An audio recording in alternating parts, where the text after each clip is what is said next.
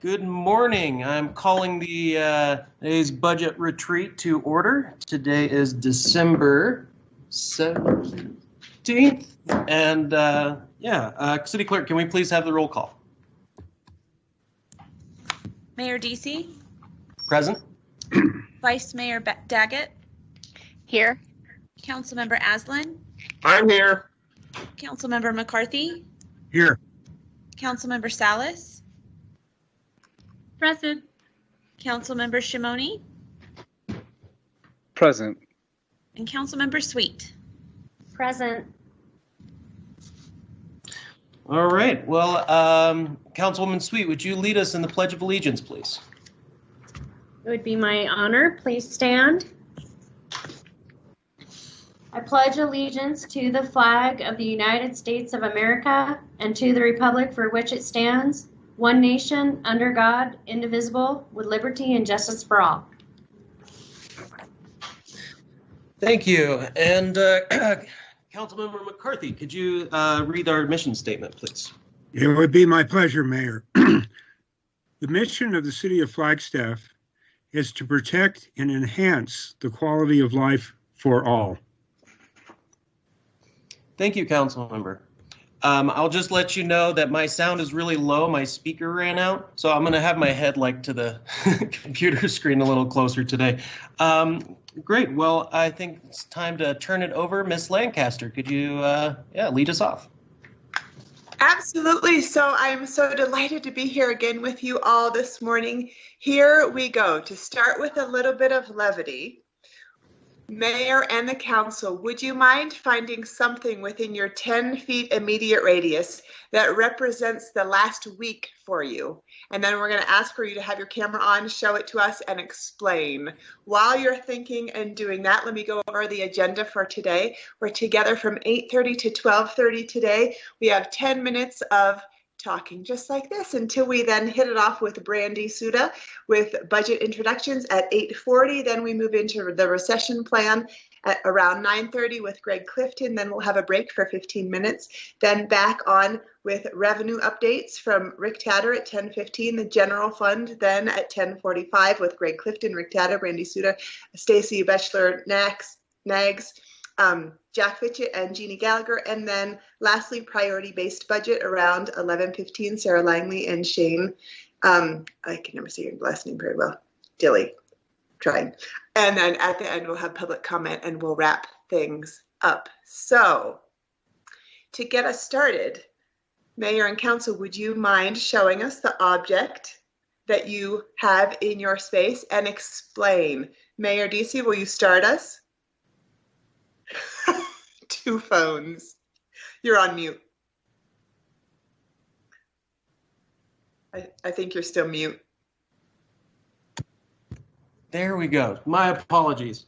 Two phones, not just one, because they've been ringing off the hook. Lots of emails, lots of stuff going on, and it's exciting. Except now I have to track two phones down, and I'll have one in one room and the other in the other, and I have a hard enough time keeping track of the one phone I had before. Beautiful. And you're being welcomed by Heidi to the two phone club. Very lovely.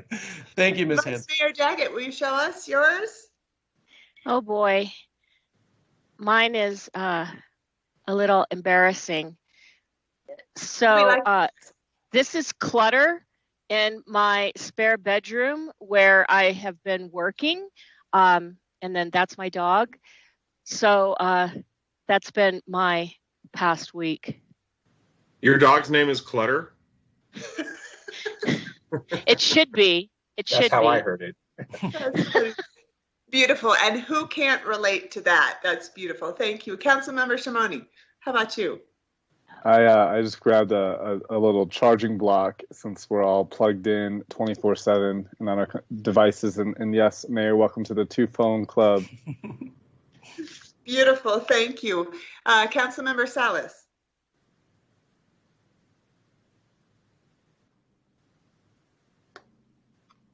Can you see it? It goes in and out. We can see that it's coconut oil. Perfect. It's coconut oil because coconut oil, the virgin coconut oil. So it's I grew up making coconut oil from scratch. So coconut oil, and I only use it for cooking, but I use it for moisturizing, especially those hands, too much washing hands and hair. So, but also coconut is a very powerful,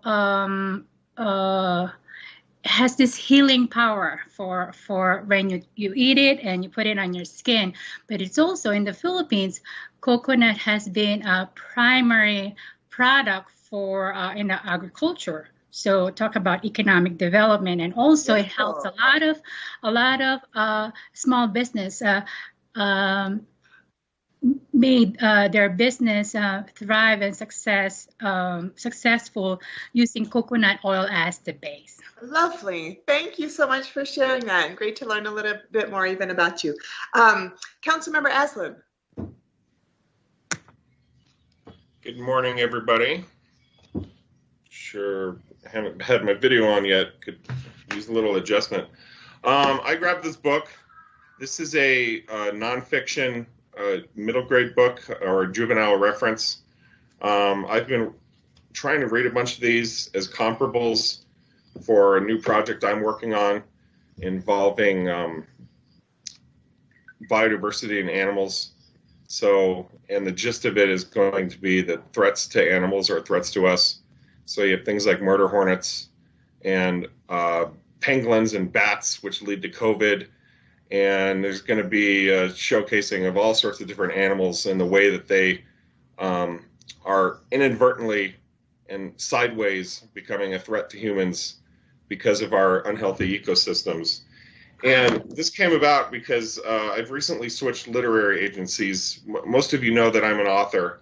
And that was a really tough decision for me because there was never any assurity.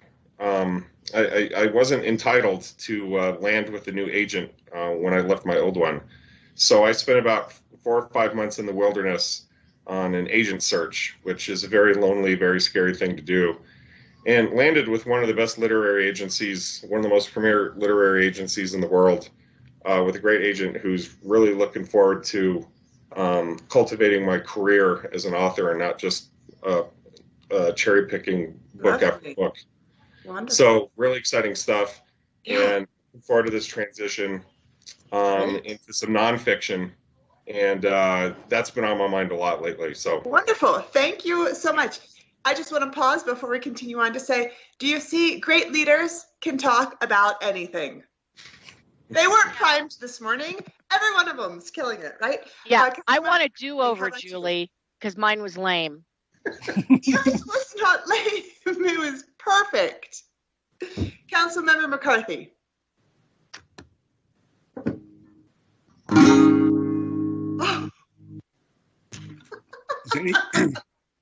Well, I try to play guitar every day, although since I've been on council, that doesn't happen a lot.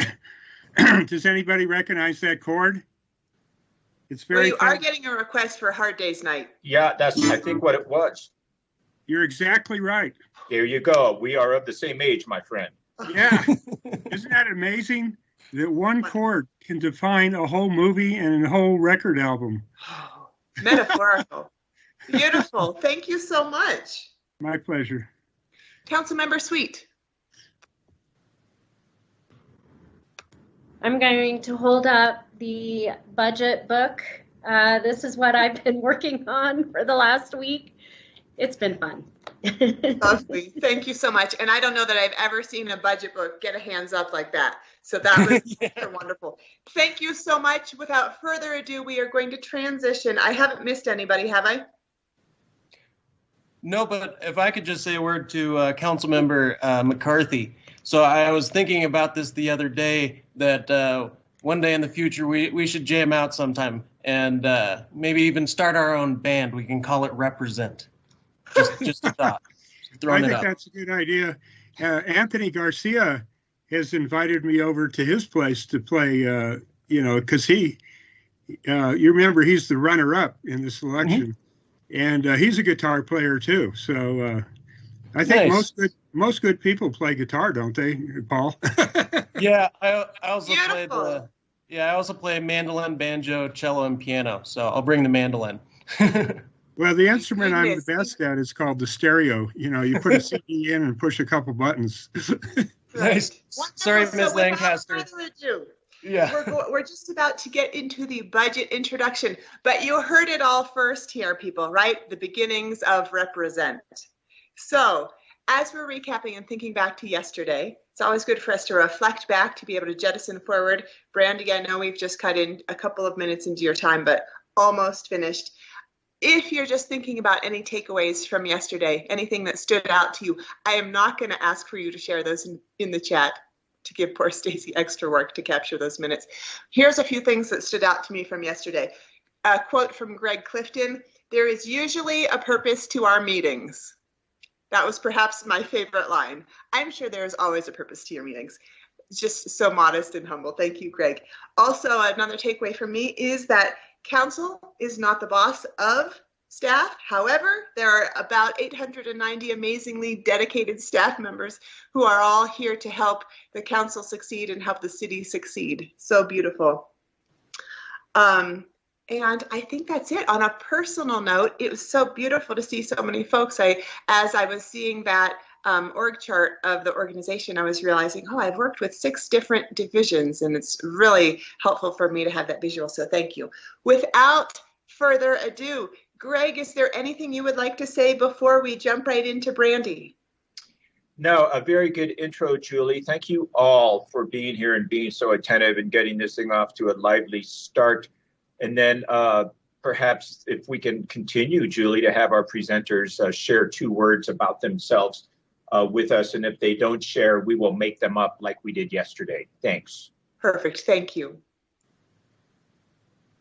Brandy, when you are ready, take it away. Thank you, Julie. Good morning, Mayor, Vice Mayor, and Council. Brandy Suda, the city's finance director. I am going to turn off my camera after this little intro. I have 3 kids trying to do remote learning as well, so I need to reserve my bandwidth as much as possible so that we can all be successful in this new environment. So thank you.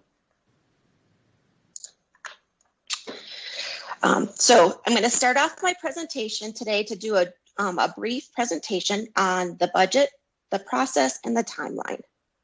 First, the city has an internal committee to help in preparation for the city's budget, the budget team. The role of the budget team is to support the city manager in preparing the city manager's recommended budget and managing the city's budget implementation. The budget team meets year-round and monitors the revenues and expenditures throughout the year for adjustments as needed. Currently, the budget team meets twice a week as needed for the implementation of the recession plan, as well as planning for the upcoming budget.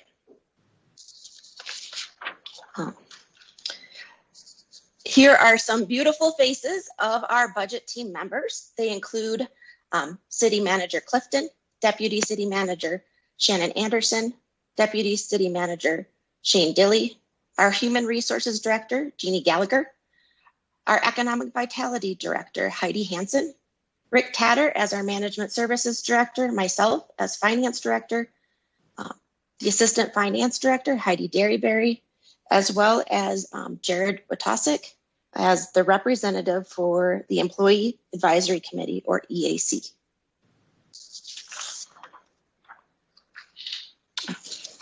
So here is a simple flowchart of the city's budget process. And while the budget process is extensive and starts from starting in November all the way through June, we tried to create a kind of a simple flowchart to help understand that process. First, we start usually with a budget retreat like we are today. We have our first council budget retreat in November or December each year. The purpose of that retreat does vary year to year. So this year we do have kind of a budget intro and orientation and just kind of an update on where we are in the city's budget. Starting in December, we also have program manager, section heads, department reviews, department directors preparing their budget requests. This includes capital equipment requests, capital projects, new personnel requests, as well as any increase in funding requests, both on a one-time or ongoing basis. While they are preparing this information, we also have a second budget retreat with council. This is in February, and it includes usually a budget, an update on revenue projections. So where we're at, what we project as revenues for the following fiscal year, as well as a presentation on any increases in fixed costs. And this may include health insurance increases, workman's comp and property insurance increases, as well as utility increases or retirement cost increases. It also usually includes a presentation and discussion on key budget issues that we're anticipating on the upcoming budget year. And lastly, it's a great opportunity for council to provide high-level direction on what they expect when they receive the city manager's budget in April. This is then followed by taking all of that information into consideration. We have our budget team review. And so this is where we spend 2 weeks as a budget team reviewing and meeting with each division and section head on their budget requests. And through that process, the budget team prepares a balanced city manager recommended budget. Soon after that budget team review, the budget team does meet with division heads and EAC to review that city manager recommended budget. Followed by in April, the city manager's recommended budget is presented to city council in a budget work session. This work session is usually 2 to 3 days in length and is where we review and receive input from council on any changes to that city manager recommended budget, including any adds or deletes that they would like to see prior to the adoption. Next, we have, following that, city staff are busy working on finalizing those details between that April retreat and then going into June. In June, we have our property tax hearing on our property tax level adoption, usually in June, if needed, if we decide to have an increase in our property tax level. We then have the adoption of our tentative budget via resolution. This tentative budget adoption sets the maximum appropriation or the maximum amount the city can spend in that year. That is then followed by final budget adoption, which includes a public hearing, also via resolution. During that same time, we also have our property tax levy adoption via ordinance. And then finally, the implementation of the budget on July 1. Next slide, please. Here is the proposed timeline for the fiscal year 2021-2022 budget. Starting with today's retreat for a budget introduction retreat, followed by our second council retreat scheduled for February 1st and 2nd. This is then followed with our city manager recommended budget retreat, or that work session retreat, currently scheduled for April 21st and 22nd. We will then have tentative budget adoption via ordinance on July 1st, or June 1st, my apologies, followed by the property tax levy hearing, the first reading of the property tax adoption, final budget adoption on June 15th.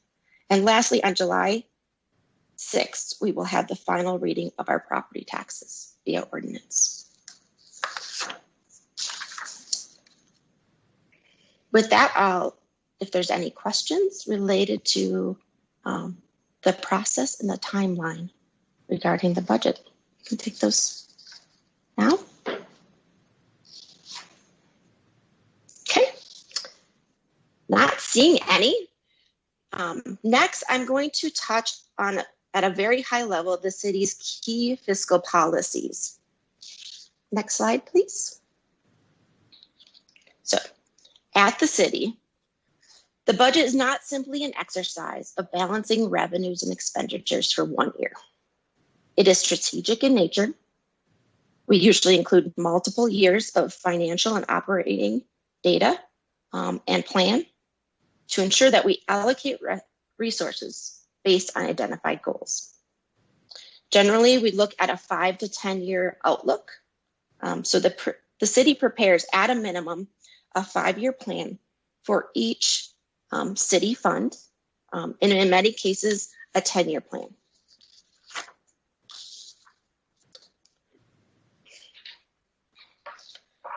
We also want to ensure we have an adequate fund balance for each of our city funds. This usually is between 10 and 25% of budgeted operating revenues. And this ensures stability as well as cash flow for the city. We also want to ensure that all of our revenues are estimates and projections are achievable, and any excess fund balance or cash balances are only used for one-time expenditures, such as capital equipment or improvements. We do not want to count on those cash balances to fund ongoing operations. We also need to ensure that the city's funds are structurally balanced, meaning that ongoing program costs are equal to routine revenues. This also includes, when we look at our revenues, for those revenues that are highly volatile, we only use a portion of those revenues are considered routine and ongoing. Some of those revenues may include building permits, sales tax related to construction or automobiles. We know that those are very volatile revenues, and we do not want to assume that those will be ongoing each year, because we know that those vary greatly from year to year, and only want to count on that portion that we feel confident that we will receive each year.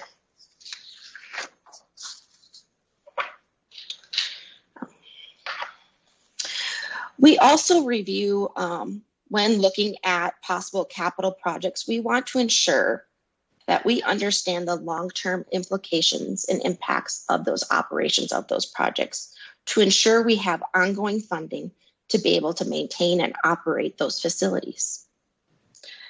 We do try to levy grants against city funds. However, we do not want to rely on unstable, fluctuating grants for ongoing operations. So there are only a few what we consider ongoing stable revenue sources of grants that we consider for ongoing operations, such as CDBG, our Metro funding from the Department of Justice. We also need to be consistently aware of external fiscal restraints. Many of our revenue sources have to be spent for a very specific purpose, and we need to keep those in mind as preparing the budget, as well as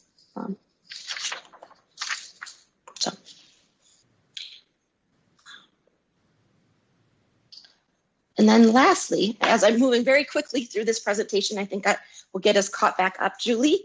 The next part of my presentation is to share information on the various city funds and their restrictions. This is what the city commonly calls color of money, and you'll hear that throughout the city, and what government finance professionals often refer to as fund accounting. So we are going to review the city's enterprise funds, special revenue funds, capital project funds, debt service funds, and lastly, the general fund.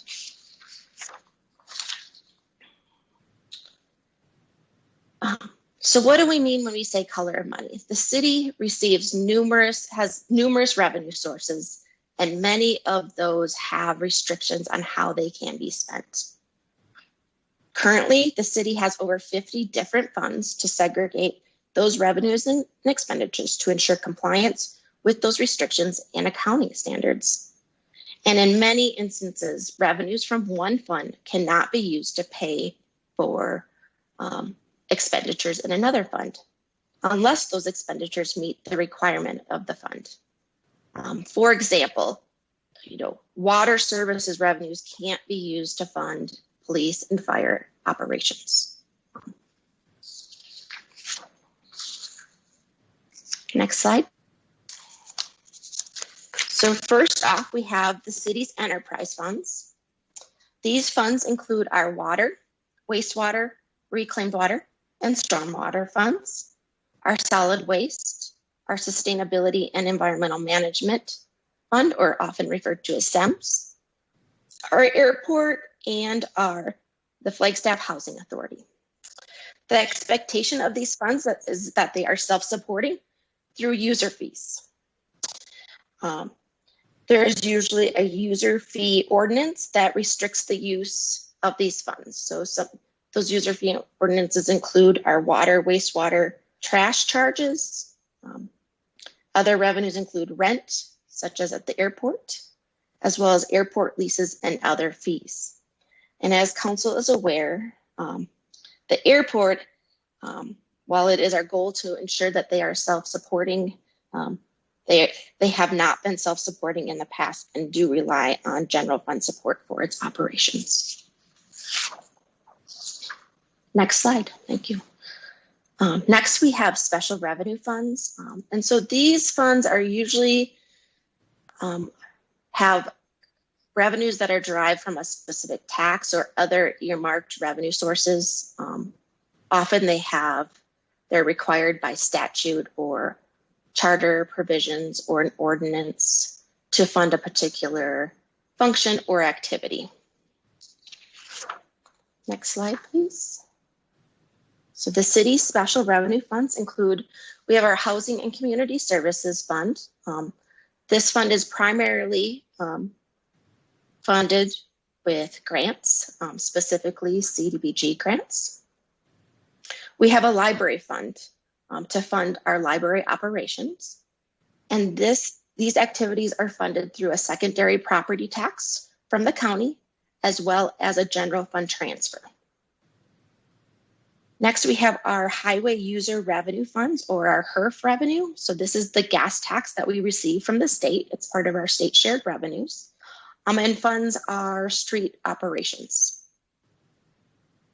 We have our transportation funds. So this is our 1.281% sales tax.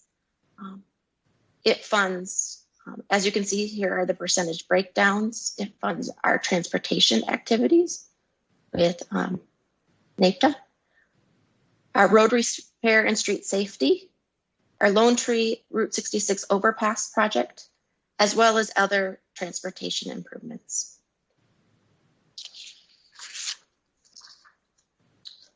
Next, we have our bed, board, and beverage tax, or our BBB tax, which is a 2% tax on those activities. And that is broken up into 5 separate funds. We have our beautification fund, economic development, tourism, arts and science, and recreation. And you can see that split for each of those funds, what portion goes to each of those activities. On the slide. One of our newer funds is our Park Flag Fund. So this is funded with parking and permit fees to fund the operation of our downtown parking program.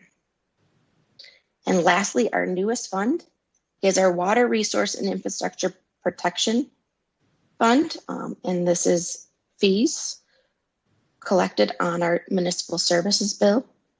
And this funds forest thinning and wildfire prevention activities.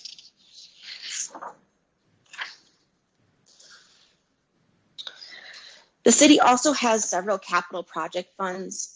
So capital project funds are used to account for major, sorry, I just lost the slide there for a second. To account for major capital projects separate from ongoing operations. Usually in this case, there's a restricted funding source to fund those large capital projects, either voter approved bonds, so GO bonds or general obligation bonds that we've gotten approval from the voters, large grants, and other third-party restricted fees. Some of our general obligation bond projects currently include our FOOTS or open space land acquisition program. Also, constructing our core services facility was funded with GO bonds, as well as our watershed protection project, which was also funded with GO bond funds. We also have a capital project for our USGS campus expansion. And so this is funded with issuing debt that is then paid back with rents and lease payments. And lastly, we have our currently ongoing is our courthouse. And this specific project was funded with numerous revenue sources, including GO bonds or general obligation bonds, certificates of participation debt, as well as other restricted court fees.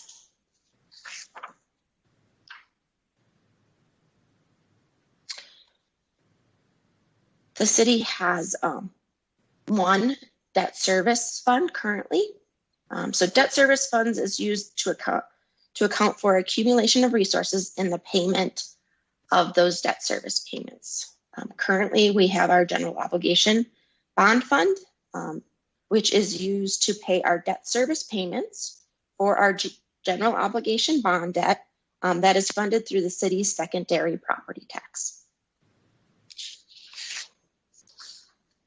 And lastly is the general fund. And while I think we spend a significant amount of time talking about the general fund as we look at our city budget, it is one of our larger funds. It also is probably the least restricted of our funds. So it essentially accounts for all other revenues expenditures that are financed to finance traditional services, such as fire and police, administration, mayor and council, parks and rec, community development, and many others.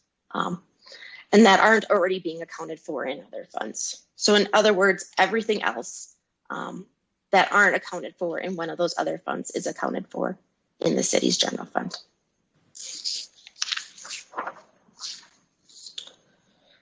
Some key revenues that come into the general fund to fund those activities include our city's 1% city sales tax, franchise taxes, our primary property tax, state shared revenues, that includes state shared sales tax, our state shared income taxes, as well as our vehicle tax or our registration tax, often referred to as auto lieu. We have licenses and permits, so this is building permits and other licenses. Fines and forfeitures related to the court, as well as user fees, so some charges for services. This includes community development user fees, so recreation fees, police fees, fire fees, and cemetery, to name a few. And with that, that concludes my presentation. And I'll open it up if anybody has any questions. Brandy, thank you so much for that. For questions or comments for Brandy, go ahead and put a Q or a C into the chat, and then we will call on you sometime within the next 5 seconds. Brandy, you have it was explained so well, so many different components all tying into revenue. It's looking like there are perhaps no questions or comments, so thank you so very much. Oh, Julie, I forgot to add my two words too. Your 2 words, thank you. Yes, I completely forgot. So I would say analytical, which I think is really important in my job, as well as kind. Perfect, analytical and kind. Yes, you are. Thank you so much, Brandy. We're all giving you a round of applause from where we are sitting. And it looks like then we might be ready to go right into the recession plan. Does that sound right, everybody? I think so. Great. So Greg, whenever you are ready, feel free to take it away. Thank you so much, Julie, and thanks, Brandy, for that. I want to take us back figuratively to the slide that Brandy put up, and we don't have to put it back on the screen, but the kind of the timeline for the budget process. And visualize that again, because it sets the stage for this discussion. Our budget process actually starts now. It's actually been in play for a while. The budget team's been busy talking about it and making plans. And then this is kind of the kickoff retreat with council. But as that slide so aptly depicted, it's a process that spans several months and takes us all the way into June by the time we adopt the budget. Along the way, there is a lot of process and a lot of analysis and a lot of data and a lot of forecasting. And it's very, very involved and very complex. And then at the beginning of this discussion this morning, Councilmember Sweet held up the budget document. And thank you for doing that, Ms. Sweet. The budget document in the end is no small lift, both literally and figuratively. It's a big document. There's a lot to it, several hundred pages. Why do I mention all of that? Well, very simply, our budget is very detailed and very comprehensive, but it's also very inflexible. By the time we reach the end of the budget process, what we have is what we have. And that's a good thing. But in times of changing landscapes financially, as we've had over the past year, it becomes a bit of a challenge. I'm going to circle back to that in a second. A year ago in September, October, we endeavored at the staff level to start fashioning a recession plan. What was the basis for doing that? Well, very simply, at the time we were talking about this, and we were taking note of the fact that we were 11 years into a post-recession boom cycle, and we were, and we also were cognizant of the fact that economic downturns happen with regularity in our economy, and the best approach to that is to have a plan in place. These recession plans take on various shapes and sizes to illustrate the county with what they do for recession planning results basically in every several years. They actually just reduce their revenue projections. They just do. It's not a thing that is based upon fact or data, but rather just a way to kind of check their budget periodically to make sure that they are prepared for that economic downturn. We took a different approach at the city, and we decided to formulate a recession plan that would layer on top of the budget process, the budget document that Brandy just walked us through, and provide that flexibility and nimbleness that we need to be able to make adjustments on the fly. Because as we now can gather from the presentation that just took place, changing the budget is not really an option, especially at the 11th hour. And if we go back now to the recession that has occurred, that was placed upon us, upon everybody. It started in earnest in April, and by the time our budget adoption rolled around in June, we were deep into it, right? So the recession plan, if you will, is a layer that is placed over the budget and allows us to adjust those budget numbers upward or downward without changing the budget. So this is another layer through which we can reduce our revenues, even though we're not amending the budget. And I know that seems a little bit complicated, but now I'll circle back to the budget and I'll share with you, and Sterling and Brandy and others can chime in here. What we forecast in terms of revenues and expenditures in our annual budget, we can't increase the revenues once adopted.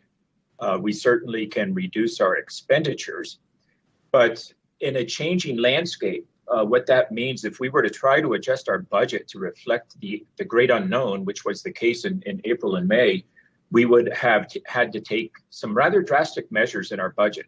And then what happens if those revenues throughout the year actually start increasing again? In other words, we emerge from the recession. Well, our budget would control, and we would be locked in place to what that budget prescribes in terms of our revenues and expenditures. That's a huge onus placed upon us if we take that approach. So the recession plan offers that nimbleness, allowing us to keep the budget in place, but to make changes on the fly without changing this very complex and large budget. Okay, so with that as the backdrop, and I will move fast here, we put into this recession plans a lot of measures that would allow a multi-staged approach in the case of economic downturns to make some adjustments on the fly. We'll talk about those in just a second. We produced that idea and a draft document to council in the spring, all of this predating the recession. And council liked where we were going with this. It took considerable explanation to elaborate upon the points I just made. But in the end, the council said, yeah, let's give this a try, and they adopted the recession plan. It was immediately put into place. In fact, by the time it was adopted, we were already taking the initial steps. The first two steps of the plan can be implemented administratively, and then from then on, it takes council action, as it should. So there are action steps to address the declining revenues. It overlays the adopted budget. It's adaptable in nature. And with that said, I'm going to go to the next slide, please.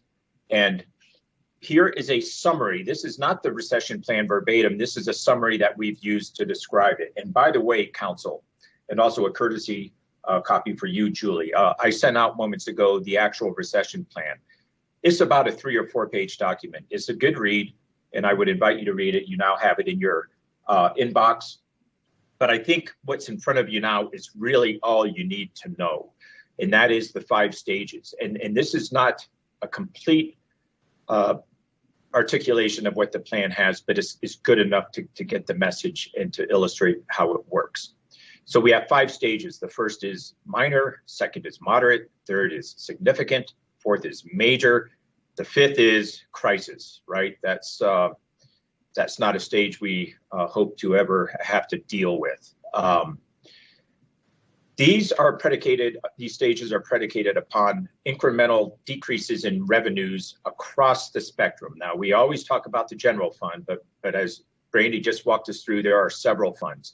And if we look at those in the aggregate and then project revenue declines, which the budget team has been doing a lot of over the past several months, we have these increments. Up to 2% of a projected decrease would land us in the first stage. 2 to 5% would land us in the second stage, and so on. So we started out, by the time the recession plan was put into play, we were already in the moderate stage. We were projecting a 2 to 5% decrease. The recession was on our doorstep. It was happening. A lot of that at the time was, and Rick Tatter and others will walk you through this. It was a very methodical, analytical approach to where are we going. There was a lot of unknowns at the beginning of this pandemic. Was it going to be a V-shaped recession? Was it going to be a U-shape, a W-shape? How long were we going to be into this? And it is not at all like the Great Recession that occurred back in 2008 and 9 and 10. It's a different beast this time. So a lot of thought went into it. We were in the moderate phase, and then about May or June, we came back to council. And as I mentioned, going beyond the second phase takes council action. We were in front of council, and we had a very in-depth discussion about where we were going with our revenues. We projected at that time between a 5 and 10% loss for the year across the spectrum. I think in hindsight, now we have the benefit of looking in the rearview mirror 6 months later, we were spot on. And I give huge props to the finance team for that into the budget team, but we nailed it. We landed in the significant phase, and we had never seen numbers to suggest otherwise. So the numbers came in as we projected. I don't need to talk about the major category, which is a 10 to 20% reduction in revenues and the crisis beyond 20%, but this I will note for the group. If we were to look at the Great Recession as a benchmark here, and we did, what would have happened in the city of Flagstaff during the Great Recession with this recession plan had it been adopted many years ago? We would have advanced to the major category. In other words, we were experiencing during that Great Recession at the worst, probably in the 13 to 14% reduction. That's where we would have been. We never thus far have not gotten there here. So focusing then on the significant phase, which is the middle category, and if you can read the text below, you will see that the action measures that are triggered by being in that phase, and if, as you would imagine, each increment brings about more severe action measures.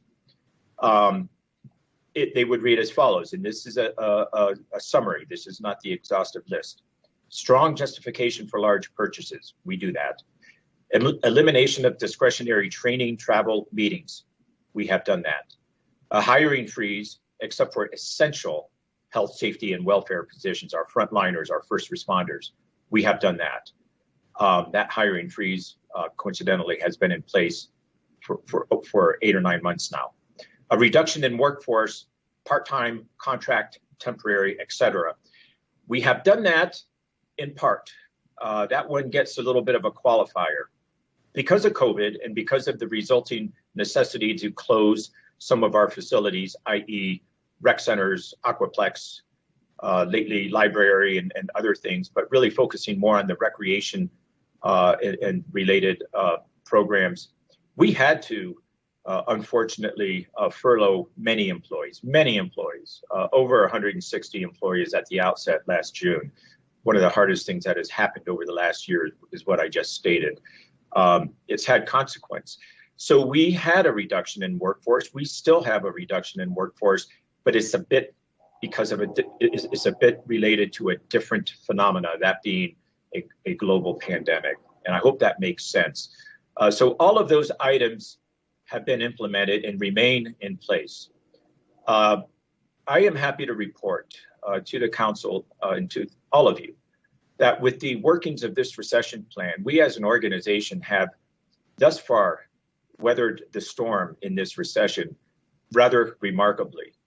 Our budget right now is I don't want to say it's in good shape because it's not. We are in a recession and we are seeing a decline in revenues. And that message will be stated over and over and over again as time marches on until the day, and we all look forward to it, when it's no longer applicable.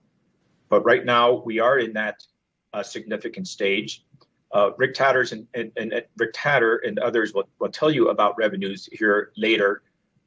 We think there's some good news on the horizon that may bring about a discussion in January with December or November's numbers at hand to talk about emerging into the moderate stage. That will necessitate council action, and it will be a very well-informed discussion. We'll be coming to you with all kinds of data and numbers to justify that. But that lies ahead, and it's not a given. Things can change, and things have been changing rapidly over the last year. This has been the most challenging year in terms of financial planning that you could possibly imagine. Nobody knew at the outset when we were having this discussion a year ago today. Our retreat last year occurred on December 5th. Nobody knew of the global pandemic at that time, and we were well into the budget process by the time this thing landed on our doorstep. The recession plan has been an absolutely remarkable tool for us to have, and it was so fortuitous that we had it in place when all of this happened, and it served us well. And I think with that, I don't know what the next slide has, but I think that's about as far as I wanted to go with this. Well, here we talk about the significant stage where we're at, and I've already highlighted these things, so I don't need to elaborate upon them at this time. This is a little bit more of an exhaustive list, pardon me, of the things we have done. By the way, one bullet point here, the consideration of reduction of hours and temporary closures. Yeah, that has happened, obviously. Another one of note, and this one's getting a lot of interest with our staff, obviously, is the deferral of any salary increases. There has been no merit adjustment in this fiscal year. Cost of living adjustment has been deferred, and the like. So it's been arduous. It's been a tough hit, but it's been, as I mentioned, a very successful tool in enabling us to weather the storm during this downturn. And I think I will close with that, unless there are questions. Manager Clifton, thank you so much for that. Again, if people have questions or comments, put a Q or C into the chat. As you are sharing your presentation, what came to mind for me is that you have such an adaptable team. You have such a skilled team. And as Mayor Deasy alluded to also in the comments, a really proactive team. It's wonderful to hear. We do have a comment. Please, Councilmember McCarthy. Right, as I think other people understand, including the mayor, Mr. Clifton, you showed a lot of leadership to come up with this recession plan. To the best of my knowledge, none of our previous city managers did that, and you did it. And I want to pat you on the back. Thank you. Thank you, Councilmember McCarthy. Credit where it is due. It was a very collaborative effort involving the finance team, number one. Number two, plans like this are not entirely a novelty. We had a very similar plan in place in another jurisdiction in Colorado during the Great Recession, and it served us well then. So we had some things to fall back on. So it was very nice of you to suggest that. I'm quickly going to deflect that compliment to the many others who were involved in this. Thank you. Wonderful. So with that, we have some flexibility. Manager Clifton, thank you so much for that presentation. Rick Tatter, if you are ready to start your half-an-hour presentation on revenues, wonderful. We are running about a half an hour ahead of schedule, which is a beautiful thing. So it looks like you may be ready. Welcome. We've got you up for a half an hour. Thank you so much for being with us and for sharing. Great, thank you. And good morning, Mayor, Vice Mayor, and City Council. I am Rick Tatter, your Management Service Director and City Treasurer. Two words to describe me would be dedicated and analytical. So this section, we're going to provide council with an update to our revenues. This will be a kind of a high-level review of our general fund, as well as some other major revenues that we've been looking at this year. The focus will be on projections for the current year revenues and the impacts we've seen related to the pandemic and recession. At the February retreat is when we'll get more into detail of the revenue forecasts, including some projections for the upcoming year. This would then set the stage for our budget availability for the FY 21-22 budget considerations. This year, we enhanced our revenue projection models for the city of Flagstaff. It was very critical that we made these changes in March and April. This allows us to look more at the monthly trends, not just the annualized projections that we've been using in the past. This also builds in a multi-scenario process where we can look at different possibilities of our revenues in the upcoming months and years.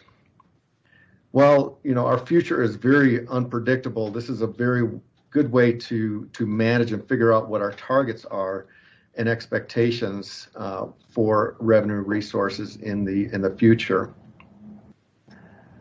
In addition, the budget team has taken a great look at these on a a monthly basis or even more. Before we used to give revenue updates maybe twice a year. This is in the forefront, and we are having those conversations more proactively in these types of times. As City Manager Clifton went over the economic recession plan, yes, on May 26th, City Council did adopt a significant stage.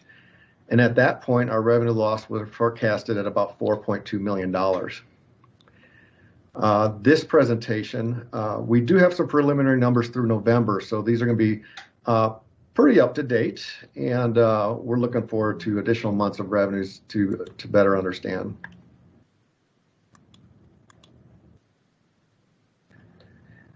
As for our general fund, this brings in the most revenues for the city of Flagstaff. This is the largest fund the city has, and this offers many of those core services that Ms. Suda had mentioned earlier, police, fire, community development, parks, rec, and so forth.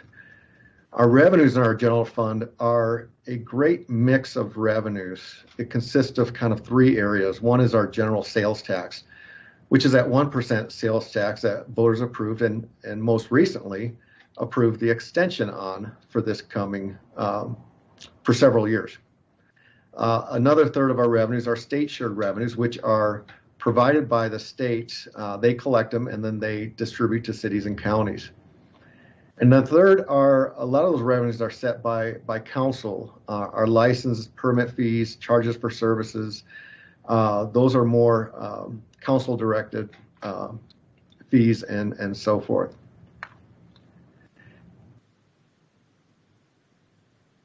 So I have a couple bullet points on here, but I'm going to move to the forecasting model that we have.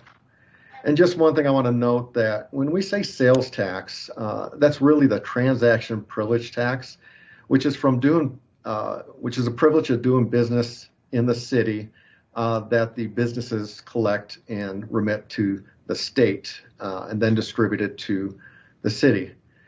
And the city has adopted several categories of allowable taxes in our community that are listed here on the left-hand side. So going through the forecasting model, you can see the left column represents those categories of revenues.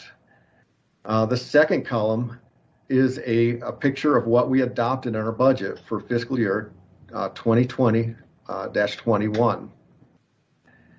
The three scenarios are flexible and we adapt as we learn more and we build these forecasts. In this model, we have a scenario 1, which forecasts revenues should the pandemic continue to be heightened for a remainder of the fiscal year, including increased revenue losses and potential concerns for our general fund. Scenario 2 is the more optimistic forecast of revenues, which shows a strong second half of the fiscal year, things rebounding a little quicker, maybe not to 100% of what we've seen in prior half of fiscal years, but a faster rebound, things being better in the economy. Our third scenario is that we continue to recover. We don't really see a large dip, but maybe not to the same levels that we've seen in prior years in that January through June timeframe. And then the next column is that scenario 4, which provides an average of these three scenarios. And this is where the budget team has been focusing on when we tie it to our recession plan as a kind of, a mix of these revenue forecasts. And then the last column for you is the change of that forecast from the scenario 4 to what we've seen in our adopted budget. So talking through this slide and these revenues, we really have seen that in our sales tax, most of our categories are struggling a little bit this year and are estimated to remain under budget for this fiscal year. Our biggest impacts, of course, are those restaurants, hotels, motels, and short-term rentals. Those were the areas hit hard during the recession as visitation went down, tourism activity was down.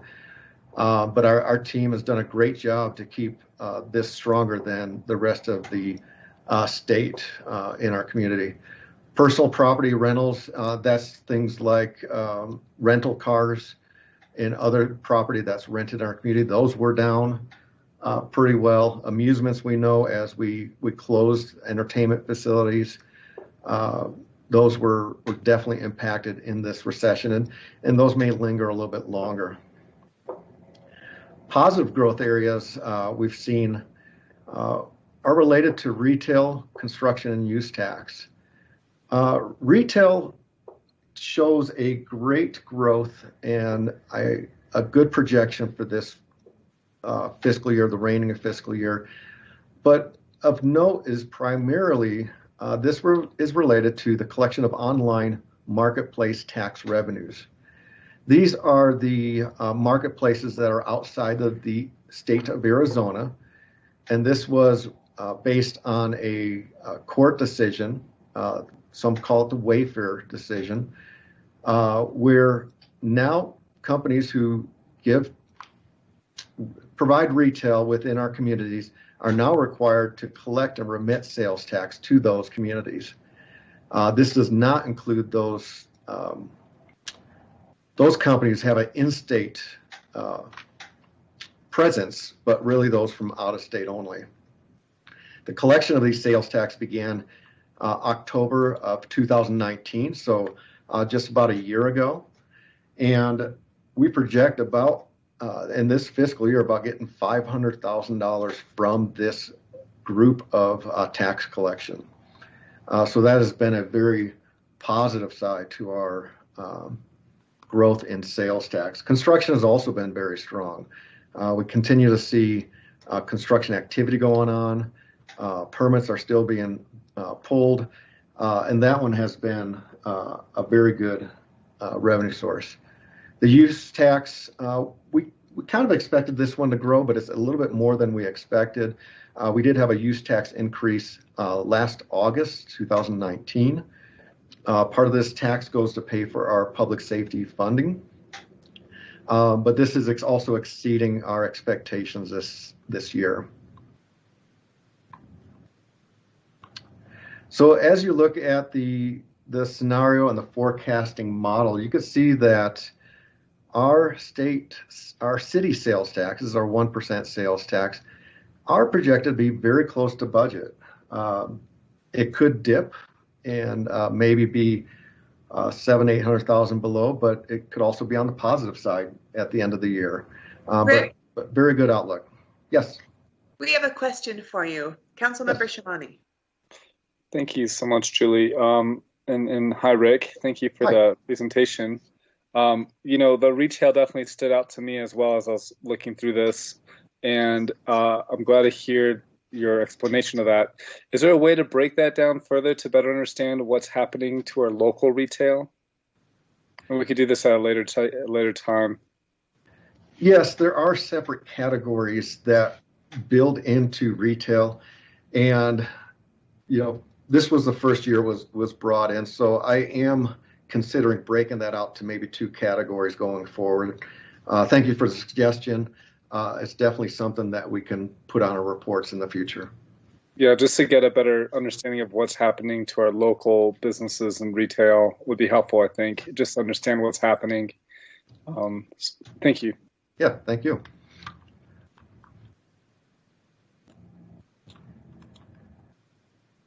All right, continue on to the general fund. This is the full picture of the general fund forecasting for you. On the top line, you see the sales tax numbers rolling from the previous slide. But let's go through some of these numbers that we have here.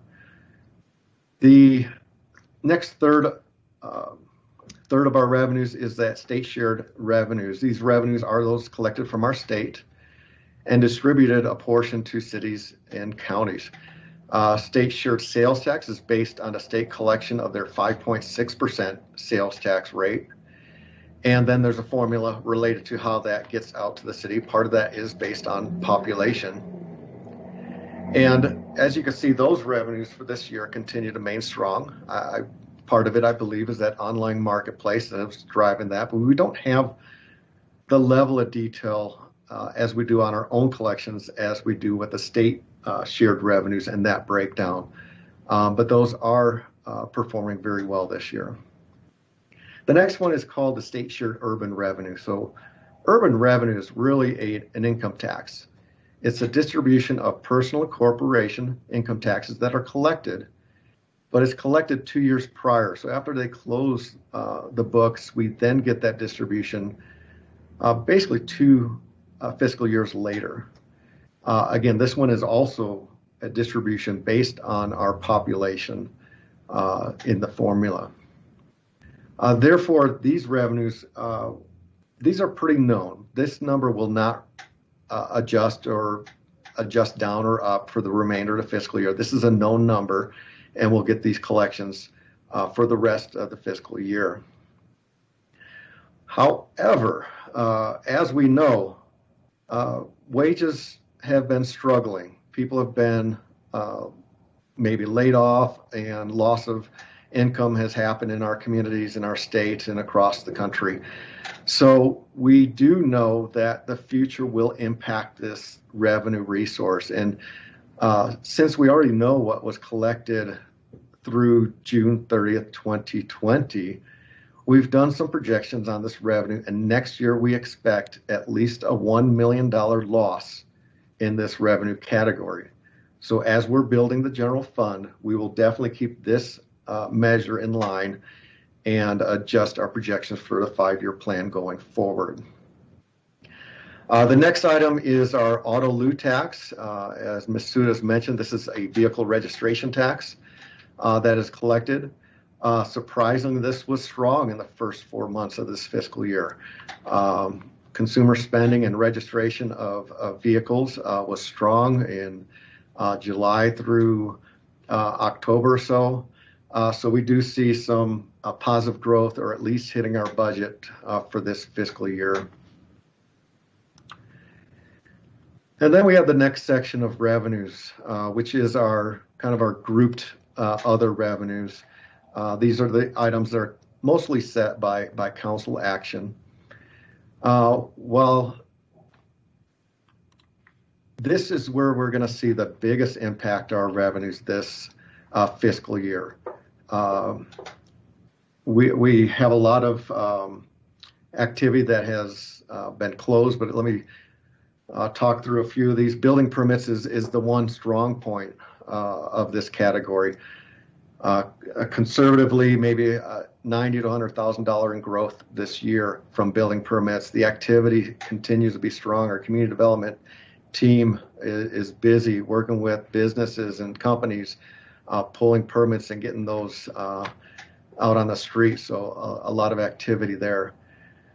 However, most notably, other categories are expected to be declined. Most notably is this group of general fund other revenues. We're looking at about $2.5 million loss in revenues for this fiscal year. But it's understandable where these revenues are hit. This group includes things such as intergovernmental revenue, or IGAs, charges for services, fines and forfeitures, and investment earnings. The hardest hit of these is that charges for services. This is unlike other recessions where we actually have to close our facilities, and for safe reasons. Most notably, our charges for services for parks and recreation are the ones that are most hit. They have an annual revenue budget about $1.6 million. But we know for very safe and good reasons, our facilities are closed. We are not collecting those revenues. And it's uncertain when these facilities will open again. So that's where we're going to see the biggest hit from all of our revenues that we're talking about today. There's also substantial decreases in our court fines. The ability to collect and pay on our court fines has been diminished this fiscal year so far. And of course, if with interest rates at a low, our interest revenues have also declined pretty substantially. So overall, looking at the picture of our current scenario forecasting based on those November numbers, you can see that the general fund revenues range from a possible $425,000 decline to maybe a $3.4 million decline based on these scenarios. But with our average, and when we talk about that, that's what we kind of compare with our recession plan. We're now looking at a $2.3 million loss in revenues, which is about 3.7% decline. Much better picture than what we saw in April, May, early this fiscal year. With the data we have, which the actual number we've seen, we are definitely we're not in as bad a place we were prior. So this is important to understand as we talk about recession plan and the moderate category, and more to come on that for you. And just wrapping up on the general fund, we understand there's uncertainties. That's why we do a multi-forecasting report. It helps balance those uncertainties in our models.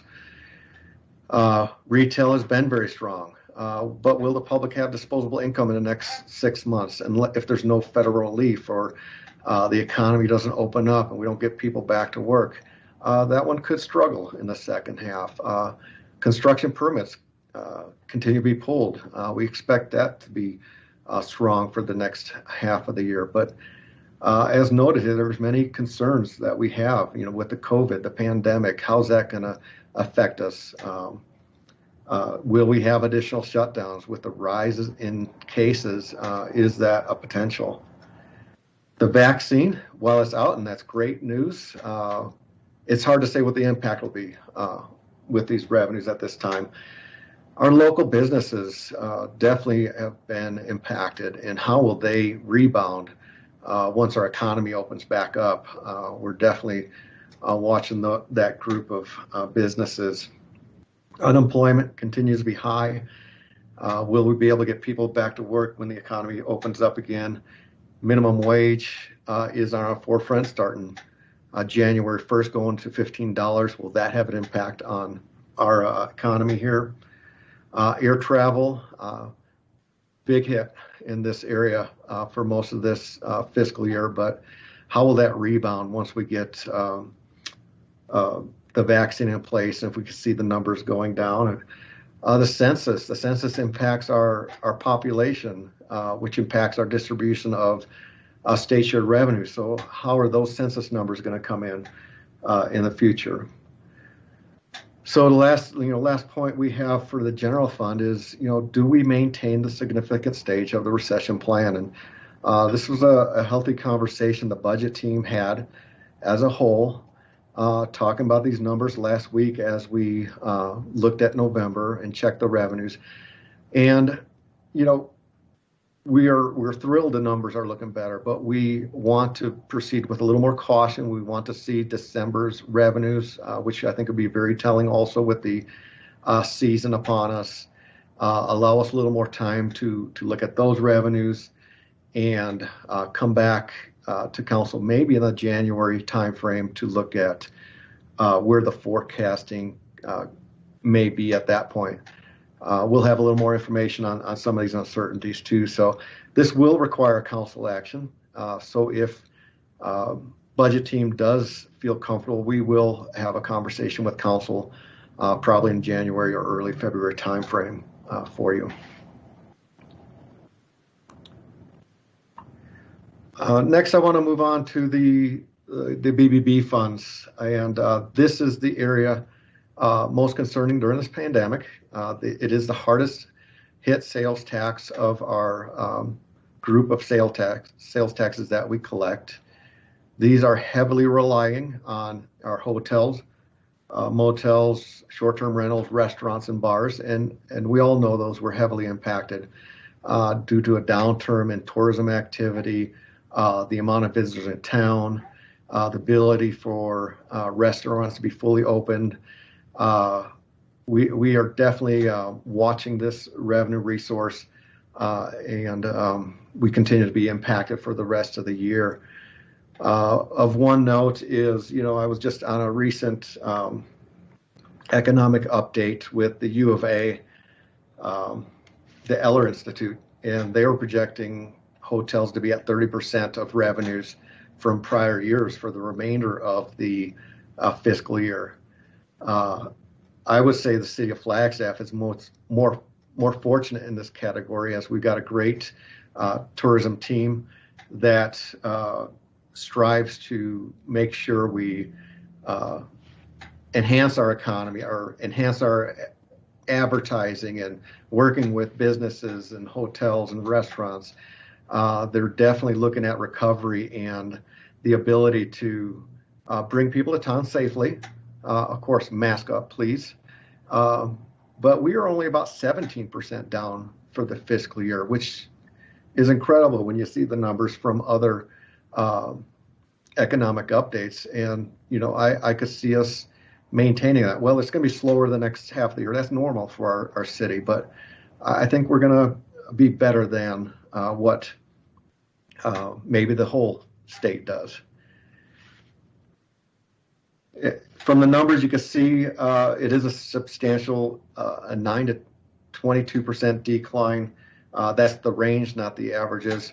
And we'll continue to monitor this. This will be a healthy conversation for the budget process coming up. But as these were impacted, we also expect these to be growing faster, from the down numbers as things do open up and people feel more comfortable to travel and come to our community. And the great work of our tourism team will definitely help strive in these revenues. And then just a few other funds I would like to just highlight. Our HER funds. This Rick? was one that, yes. There's a question. Yes. Mayor DC. Yeah, I was just wondering real quick, the BBB tax, when is that up for a vote again? Like, how many years does it extend at this point? Boy, thanks for the question, but I don't have that at my hip pocket. Maybe Brandy could look that up while I'm presenting. But I believe we're looking to go back to an election to renew, which could be in 2 years or possibly 4 years for renewal of that sales tax. Yeah, that's what I was wondering, and how the recent vote on the service tax at the state level will be affecting our ability to do that. But I guess that's a rather large conversation that may be tangential to what we're doing right now. All right. Yeah. Thank you. You bet.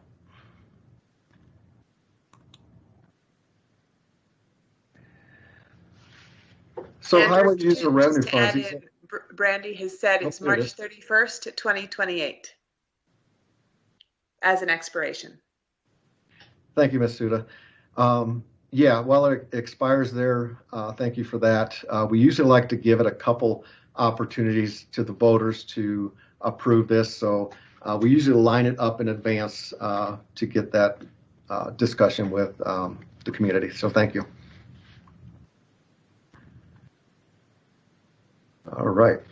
So HERF revenues, as travel reduce, this is a gas tax that's collected at the pumps. This is one where we were very concerned early on in this pandemic. Looks like I got a date wrong, but sorry, distracted there a little bit. Revenues did drop significantly last fiscal year, but they grew fast when it came to August and September and October numbers, and they were really picking up. But then we saw a decline more recently of 5% in November. Currently, within our highway user revenue plan, this could be about $1 million loss in revenues from gas gas taxes that are collected and distributed by the state.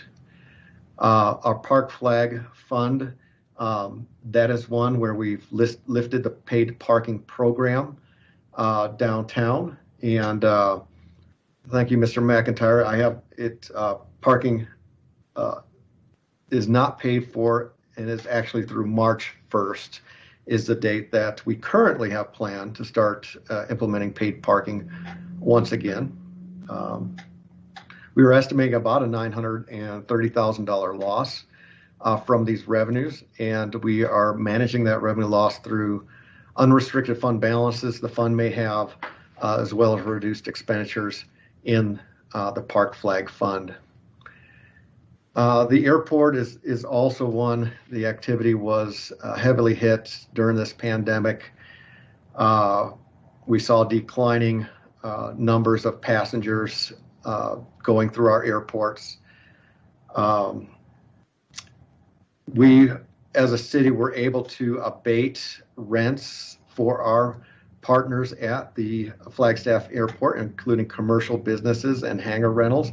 I think that was a very good choice upon the city to help those companies maintain their existence in the airport and stay strong and part of our airport community. And we'll talk about this a little bit later, but we received $18.1 million in CARES funding, which is very valuable, and we'll be presenting on that in the coming sections. Great. And I do see Mr. Clifton has a comment. Yeah, which is not unusual. Thank you, Rick. It's an opportunity for me to mention something here, if you don't mind me cutting in. Absolutely.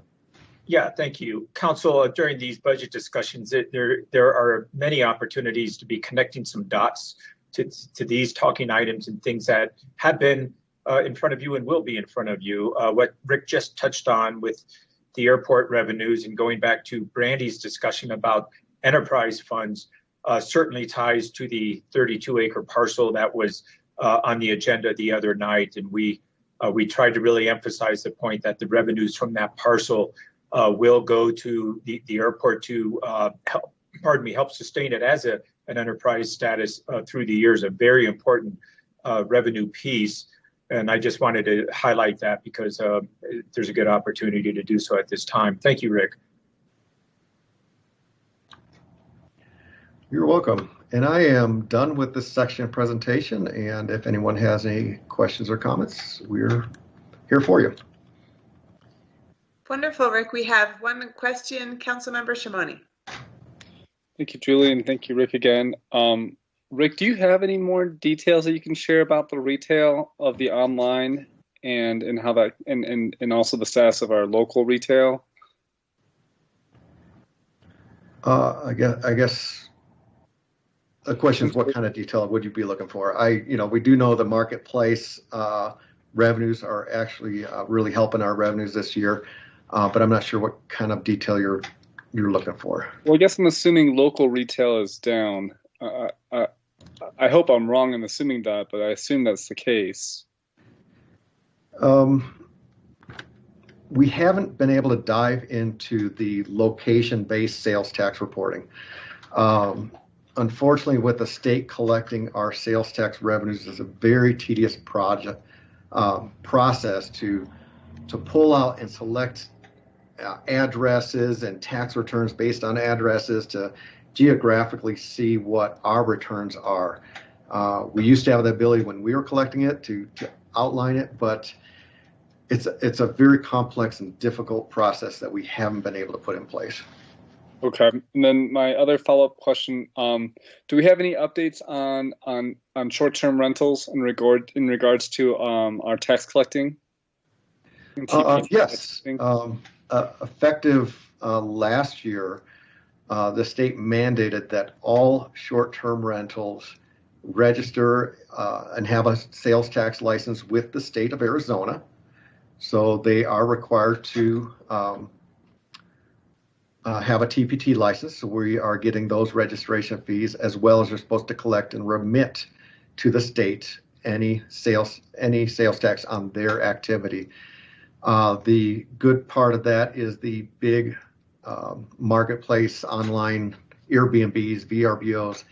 They actually do the collection for the sales tax on behalf of all those Airbnb owners.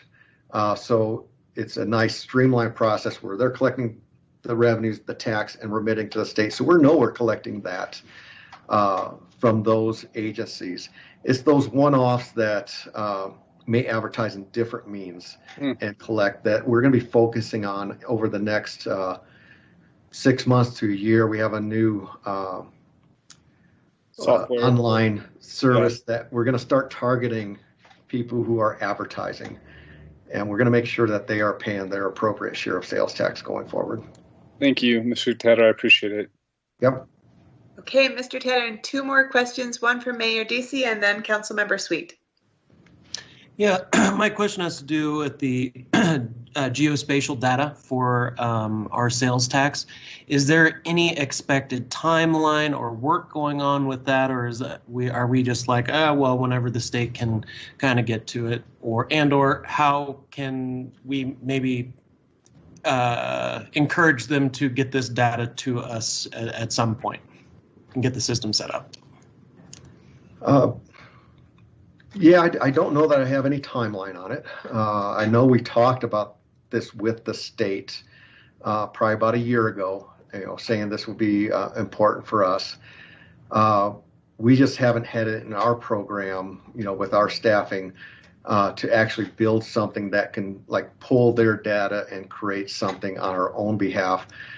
We just haven't had the staffing ability to do that. We were a little short during the recession. We are holding some positions open at this time, but it's definitely something we're aware of, and we would like to get to that point, but I don't have a timeline. Certainly. Understand. Thank you. Yep. Councilmember Sweet. Thank you for the information. I'm not sure if this is the appropriate time to ask. I'm wondering about the penalty that we are getting from the state of Arizona regarding our higher minimum wage. And is that penalty in the budget? We will be talking about that in the next section, I believe. Okay, great. Thanks. Yes. Wonderful. So, Mr. Tedder, with that, I think there are no more questions. Thank you so much. Your Thank you. dedication and your analytical nature shone through. Thank you so much. We're all giving you a round of applause. Thank you for your time. Thank you. And so with that, it is 10 o'clock on the dot, and we are going to take a 15-minute break and resume together at 10:15. Thank you, everybody. Well, welcome back, everybody. Stacy, what do you say? Do you think we're ready to go? Should we just dive right in? We are ready to go, and we are live streaming. Wonderful. Thank you so much. So as we are all coming back in just a moment, we're going to get to hear about general fund impacts. We've got Greg Clifton, Rick Tadder, Brandy Suda, and Stacy Brechler-Nags, and Jack Fitchett and Jeannie Gallagher to present to us for about a half an hour. For those of you who have been spending a lot of time in front of screens over the last many months, I'm going to give you a quick little hack, the 20-20-20 rule. Do you know about this? They say for your good eye health, every 20 minutes, look about 20 feet away from you for about 20 seconds. Since we have this close range, often some good eye health tips. With that, thank you so much for this next presentation. When you are ready, please feel free to take it away.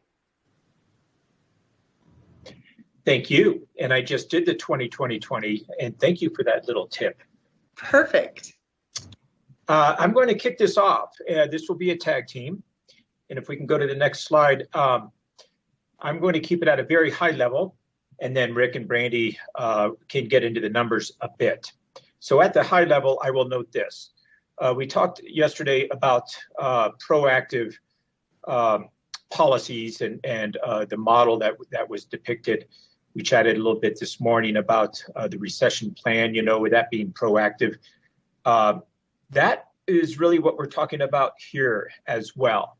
The public safety, and we'll just refer to it as PSPRS, which is Public Safety Personnel Retirement System, which is a mouthful, has been a big deal for the city of Flagstaff. And the obligation specific to the unfunded liability of that fund has been enormous. And this is not a current topic. This has been in front of the council for years and years. And we were, the council, I think, with good foresight, gave us direction at the staff level to really dig into this last year. Again, it was about this time. And we did. And a consortium of us endeavored to do a lot of research on this and started meeting with outside sources, some very good heavy hitters, including Mike Townsend with the Public Safety Retirement Agency in Flagstaff, along with our friends over at Stiefel, which is a finance team. I had worked with Stiefel in other jurisdictions. They have had a long track record with the city of Flagstaff. So we reached out to them, went down to Phoenix, met with their office. And, you know, things kind of came together. And through the retreats, we unveiled a package that would provide the city of Flagstaff an opportunity to address this thing head on. We were in a very low percentile in terms of the amount we had paid off on this unfunded liability. And there was a lot of history to it. And suffice to say, it was a big hit on our general fund and bigger and bigger through time. Rick and Brandy will talk about that. You're going to see some graphics that really illustrate what I'm speaking to. But if I may share the screen here real fast, I want to show you what I feel is an important graphic, which is just how this fund, well, I need to back up and do that again, and I apologize. I always screw up when I try to share the screen on this. So let's see, how do I get back to the regular menu? And then I will once again attempt to share the screen and show this graphic. Can somebody help me out? Okay, thanks. All right, so I'm going to share screen and I'm going to go to this. Here we go. Thank you for that. Sorry for the hiccup there. You should be seeing a pie chart, and I'm going to enlarge it. And Julie, can you tell me how that looks? Is it centered? Yes. Okay. Don't bother reading the fine print. This tells it all. This is our general fund expenditures. This, I believe, is last year. And the takeaway here is that the orange part of this pie chart, being the pension liability, represented 17% of our general fund expenditures. Huge. And if you add that to the personnel services of 52%, some quick math, you'll see that 69% of our general fund expenditures were tied to labor. But a big component of that is the pension liability, which extends into the future. And so our ability to pay that off has an immediate benefit to our general fund, a profound benefit to our general fund, which enables us to have other discussions, frankly, about things that we should be talking about. So this was no small feat. This was a monumental endeavor by the city, and a proactive one, and major props to the council for leading the way on this. Major props to the finance team for doing the research and coming up with this very creative financing package. I will add to this and then we'll turn it over to Rick. Although I want to share one more thing here. With the pandemic and with the recession, we've talked at length about both of these things. And all of these down times, challenging times, there are always opportunities. And this was an amazing opportunity. Interest rates have plummeted. When we closed on this thing last summer, and Rick will give you the specifics on the numbers, but we hit it out of the park in terms of landing a very low interest rate on this financing package, which immediately equated to a significant savings. We are not alone. There are many things we talk about where Flagstaff may be considered at the forefront. And I'm not just saying this to be bragging on our community.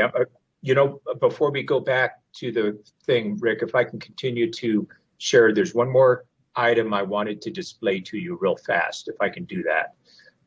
So bear with me.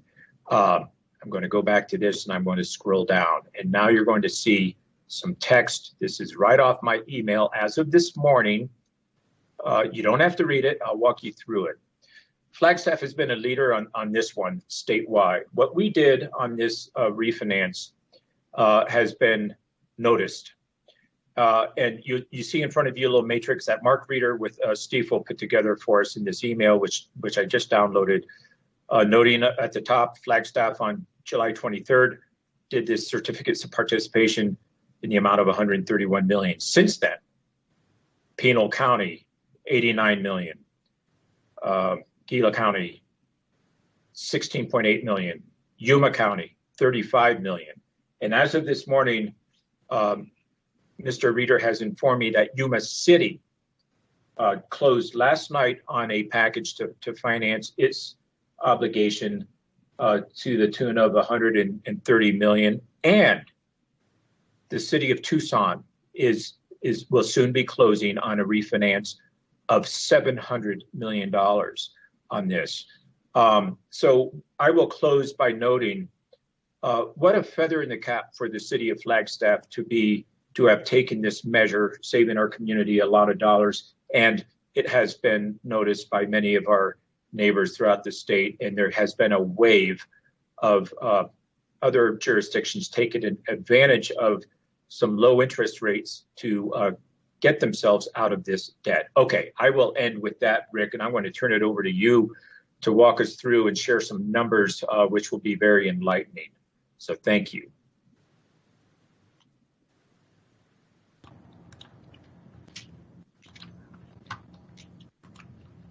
Oops, let me get this back up.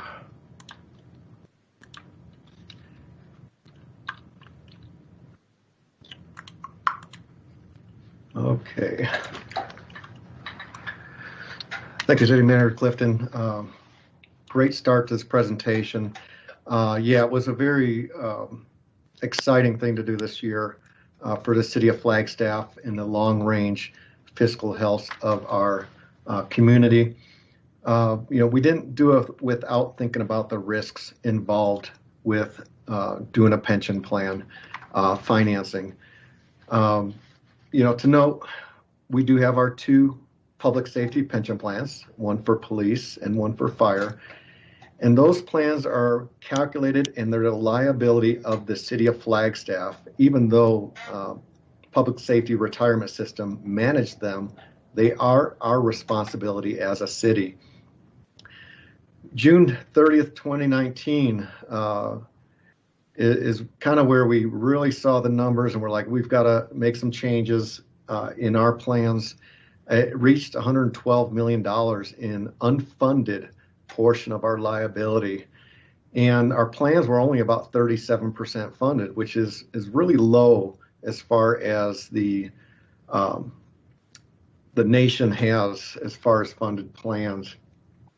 And we knew doing nothing was just going to make this grow and make it a bigger problem going in the future.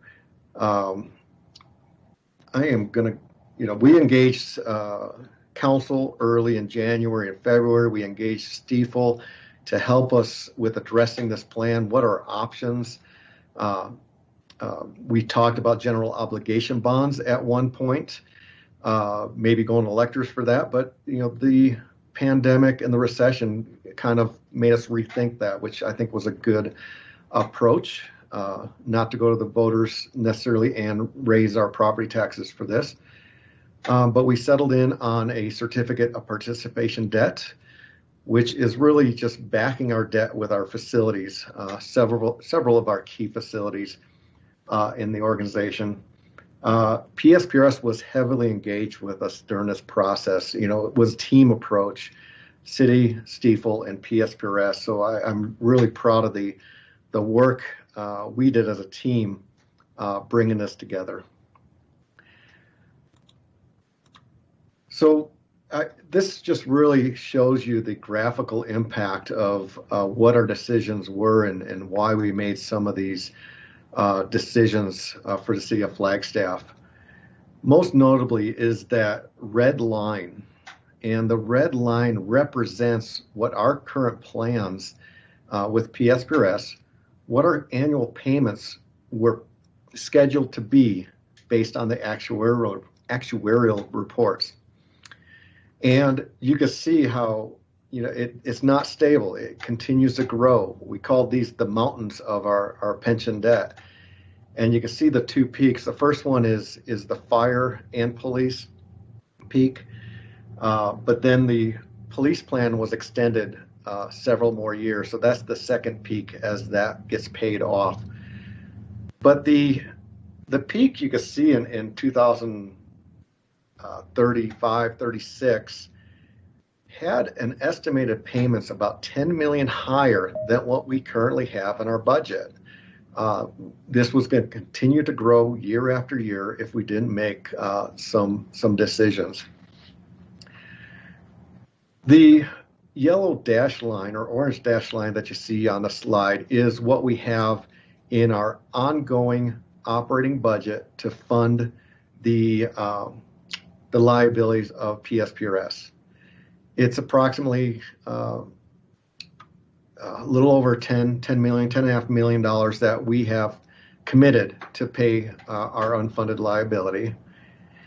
And while we were making progress, it just wasn't addressing the mountain that we saw ahead of us.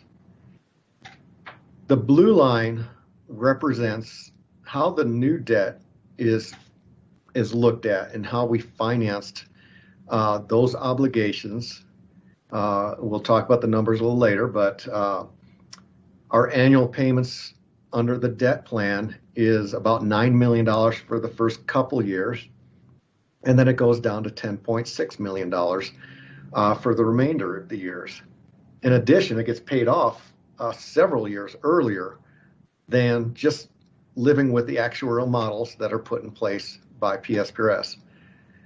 The gap between the $10.5 million and the debt is where the city gains capacity in our operations for the city of Flagstaff.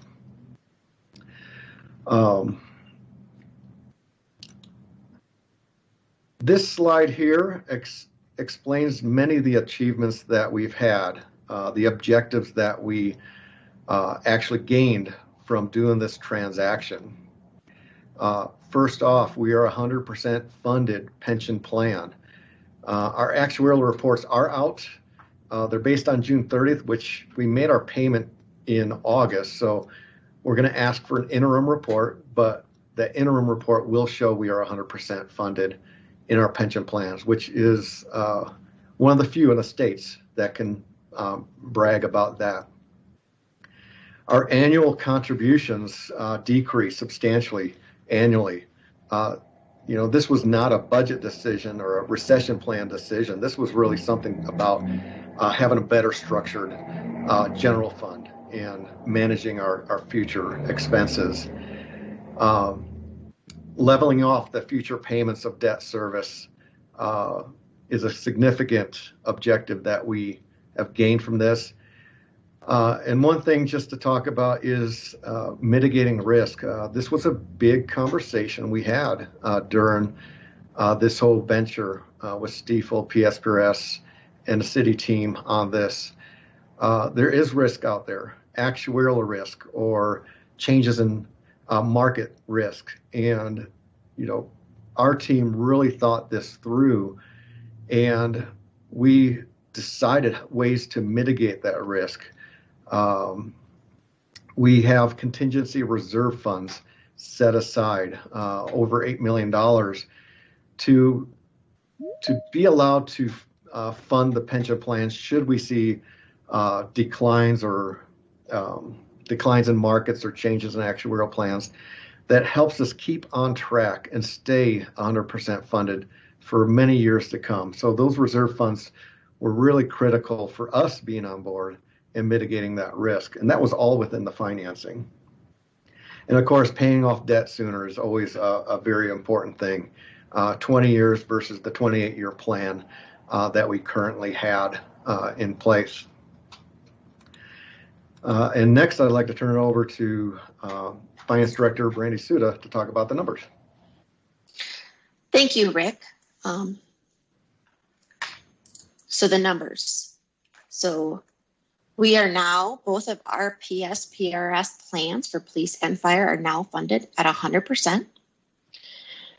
We have also have $14 million set aside in a contingency reserve fund to mitigate those risks, as Rick earlier mentioned, related to market and actuarial risk. We were able to issue this certificates of participation debt with an all-in interest rate of 2.7%, which is just amazing. A very favorable rate for the city. We originally projected 3.9%, but we were able to do significantly better than that. We received very high ratings from Standards & Poor's and Fitch, which helped bring those ratings down, or bring that interest rate down.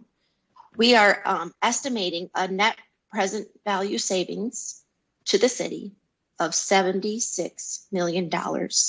Again, we originally estimated $54 million present value savings, but that number continued to rise with that interest rate. Yes, 76 million.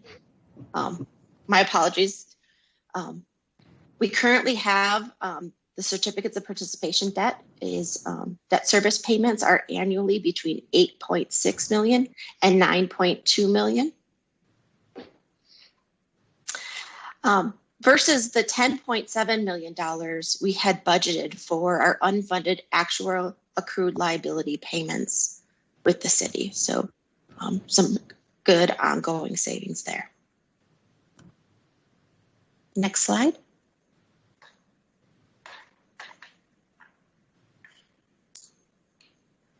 I am not seeing the next slide. Mute, Vic.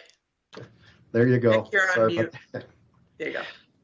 Just want to jump in about what Brandy said about rating agencies and that process. It's very critical, for rating agencies to understand our community and our commitment to the finances of the city of Flagstaff. We maintained a very strong rating for a certificate of participation debt through this process, even in the middle of the pandemic and the recession. Many things stood out to our rating agency, Standards & Poor's and Fitch rating agency, that we have great fiscal policies to make us strong during these economic events that we have. The recession plan being built was something that they felt very favorable in our proactive address to that. So I just wanted to say kudos to the finance team, the budget team, city council for your financial practices to make us a strong organization in our ability to pay debt down. And I just thought that was something worth sharing. Thank you, Rick. So here is a graph showing how we have descended the mountain of our unfunded pension liability. The blue line on this graph shows the city's trust assets for our pension. The green line is our total pension liability, both for police and fire. And the difference is reflected in the red line, meaning our unfunded liability. As you can see, in fiscal year 2003, we were fully funded. And after that, we continue to see increases in our unfunded liability to where we were at 112 million in fiscal year 2019. And as you can see now, we have now descended that mountain and we are 100% funded with zero unfunded liability at this time.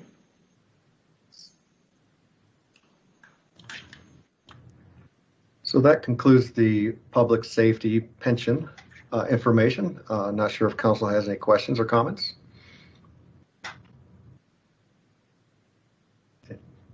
Yes, there is a comment. Councilmember Shimoni.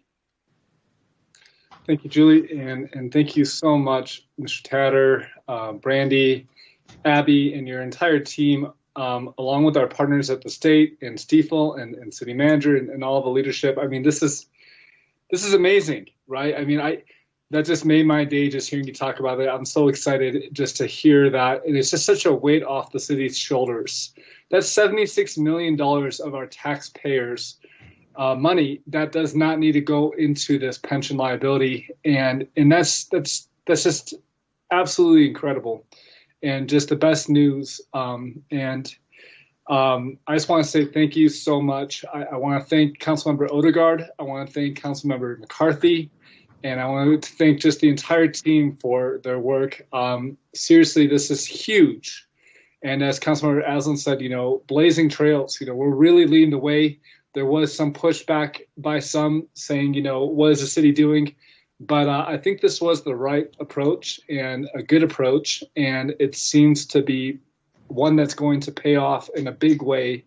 And I'm glad that we're preparing for potential, concerns down the road with our fund balance and our emergency funds that we're putting aside for this, just to ensure that we reach that finish line. But I'm very excited, and this is just so big.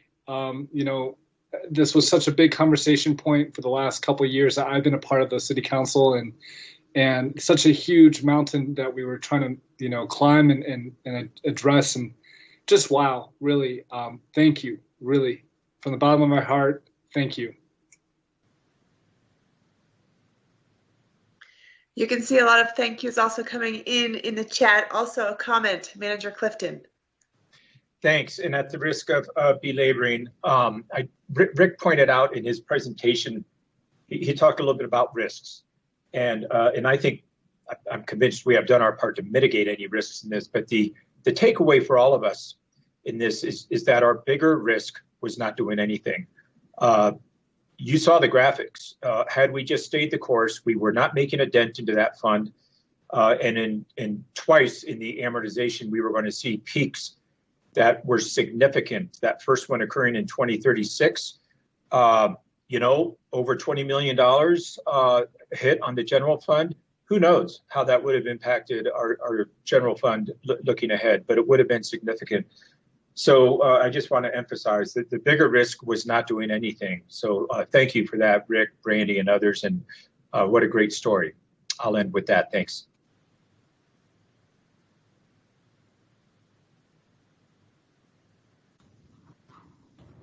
Wonder, I think that's it for comments or questions. Feel free to continue. Awesome. Thank you. Good morning, Mayor, Vice Mayor, and Council. My name is Jack Fitchett, and I'm an analyst in the city manager's office. Apologies, you cannot see me. I currently don't have a front-facing camera on my computer.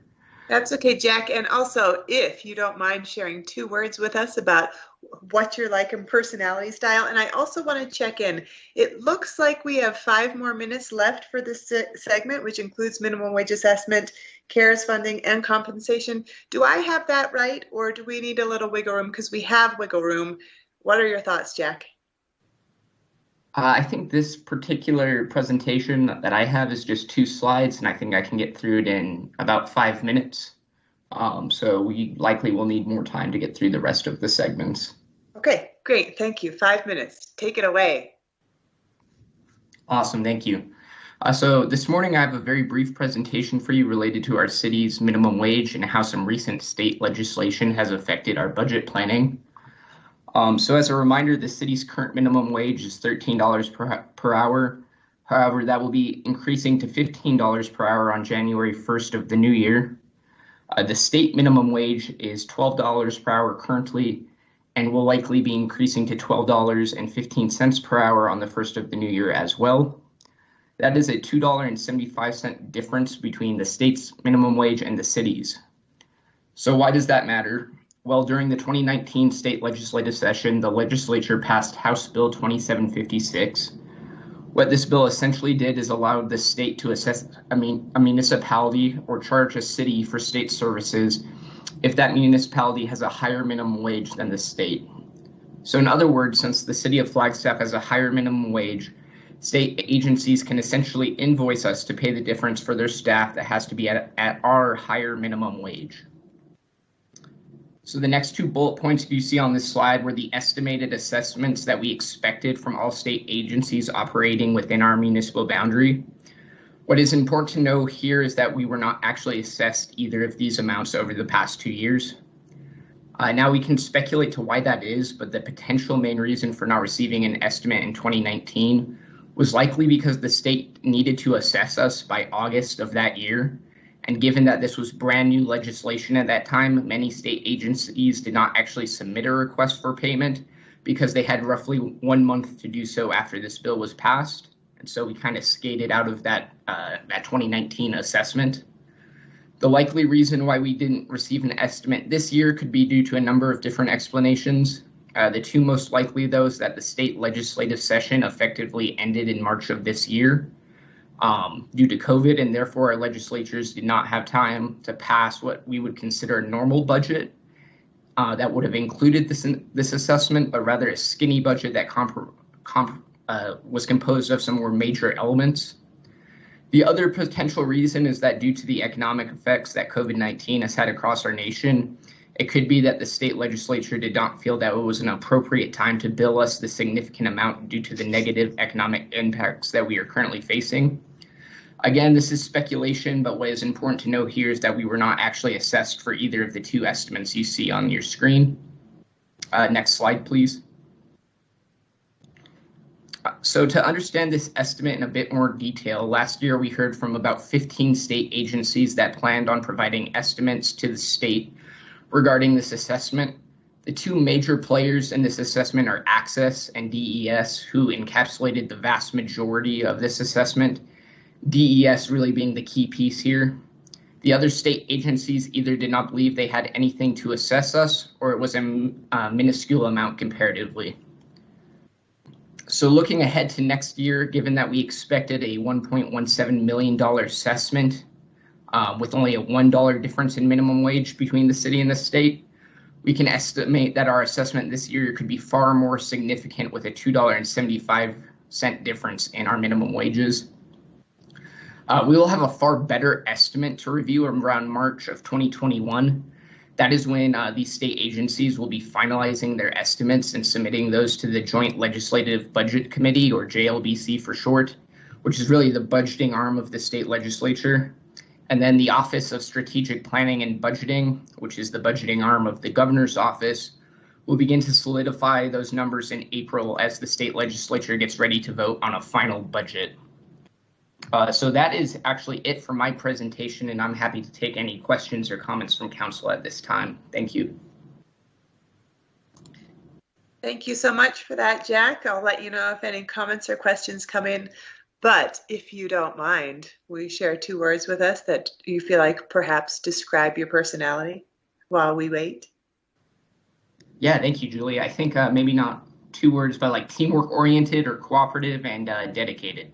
Thank you.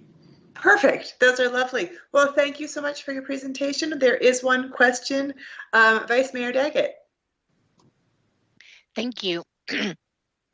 Have we been budgeting for this in previous years, and do we have this in our budget for the upcoming year, or will we have it in our budget? Vice Mayor Daggett, if you don't mind, I'll answer that for you from a budget perspective. We do have the assessment budgeted for the current fiscal year within our budget, but it is only funded with a one-time resource, meaning we had cash balances and reserves from previous year's revenues, and we only had it budgeted for 1 year. We do not have the ongoing resource to budget this assessment that may be coming around potentially. So looking at this, we might be assessed this in late April. Due when? It would be due, I believe, in next fiscal year. So then will we carry over the amount that we are holding on to the next fiscal year? That's a good question. And maybe Jack could answer that as far as, are we going to be assessed for the current year? Because I just don't know that we're very clear on what the state's going to do for back billings. I don't know if they can, but Jack, I don't know if you have any insight on that. Yeah, thanks, Rick. So the way that that House Bill 2756 currently reads is that the state was going to need to assess us by the end of August of the current year, so August 31st of 2020. And then we would be expected to make that payment of the assessment by December 31st of 2020.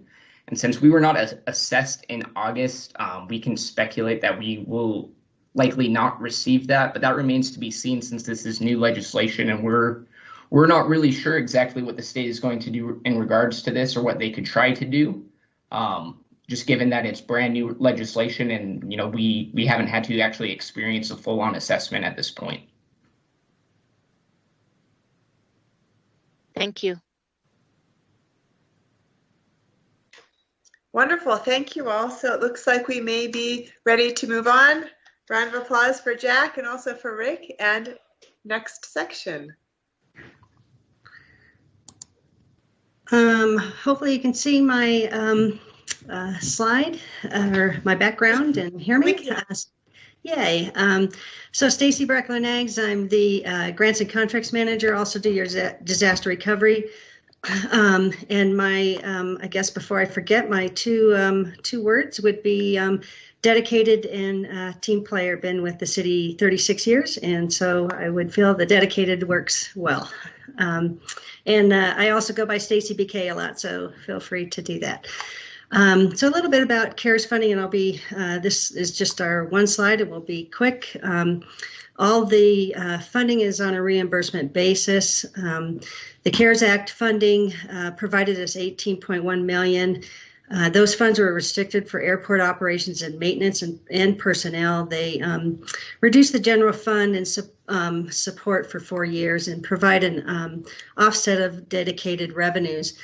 So really these funds cover personnel operations, which include contractual commodities and debt service, and then maintenance. They were really distributed to airports to prevent, prepare for, and respond to the impact of COVID. Again, when I say reimbursement basis, these funds are 100% reimbursed. There's no match requirement for the city, and they're for 4 years. And so far to date, we've expended about $3 million, and so that gives us a balance about $15 million to expend. And then we received these funding. I think it's important and critical to know that we received the $18 million because we offer commercial air service. And then lastly, on the CARES funds, we're currently in solicitation for an airport-only job order contract. That's going to close the end of December. And so that will help us spend down these funds for maintenance such as hangar and shade improvements, airfield building maintenance, street and parking maintenance, fleet, airfield equipment maintenance, a number of things. And those are just some examples. And then in regard to the AZ CARES funds, we received $18.6 million. They were primarily restricted for public safety personnel, salaries, and benefits. They really were to cover the salaries, wages, and fringe benefits for fire suppression, EMS, police patrol, and detectives is what we ended up using it for. Those costs were covered under the payroll through March through August. So we covered those salaries quickly for that period, and we have received the funding. And the state has actually closed the grant with us in December 11th, so just recently. So that grant is officially closed, which is exciting that was done quickly. And then lastly, just on some other CARES funding, we received funding per the COVID declaration. The emergency declaration that allowed funding through FEMA and Arizona Department of Emergency and Military Affairs for items such as PPE, which is personal protective equipment, protective shields, sanitation. And since day one of the declaration, staff, finance staff, and myself and my team have worked extensively with FEMA and the state to get everything reimbursed as much as we can. Again, those are all at 100%.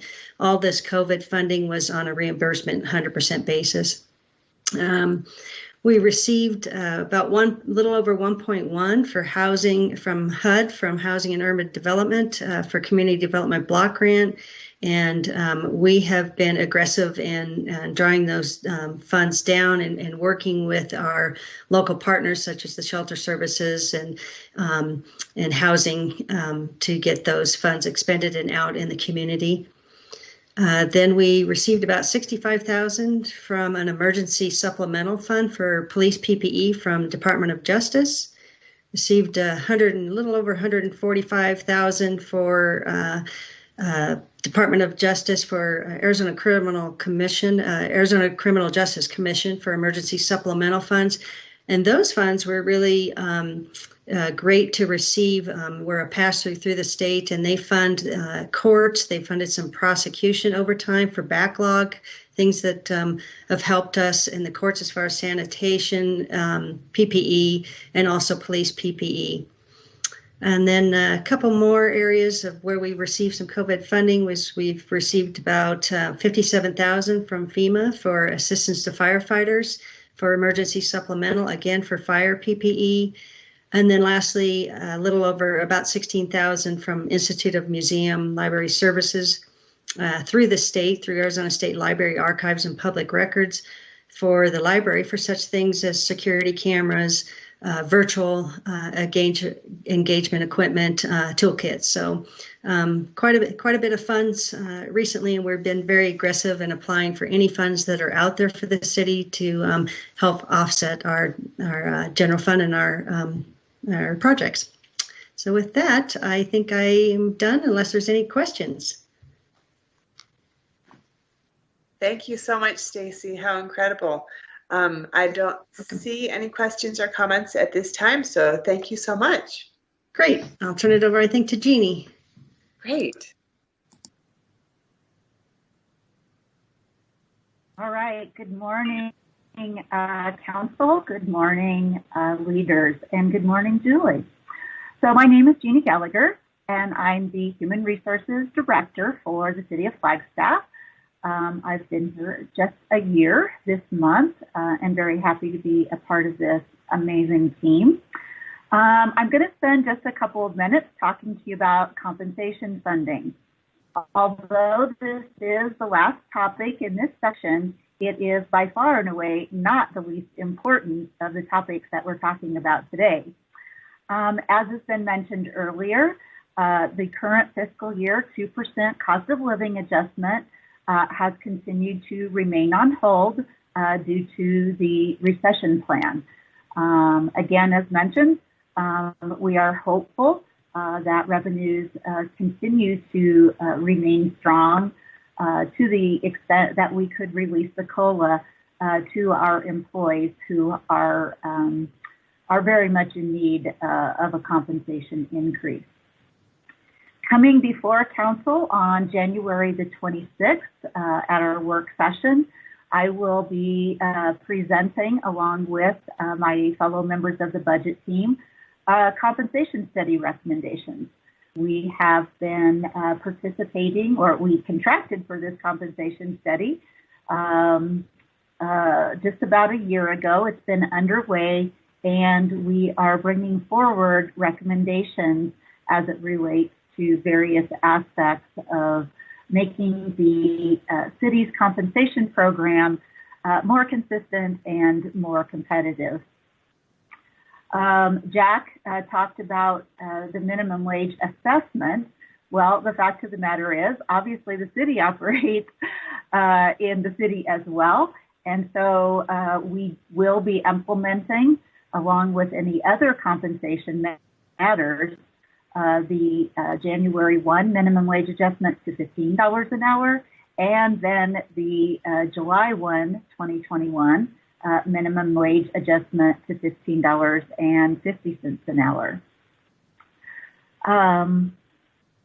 I will end my slide by talking about the future. Support for employee compensation has been inconsistent here at the city over the last several years.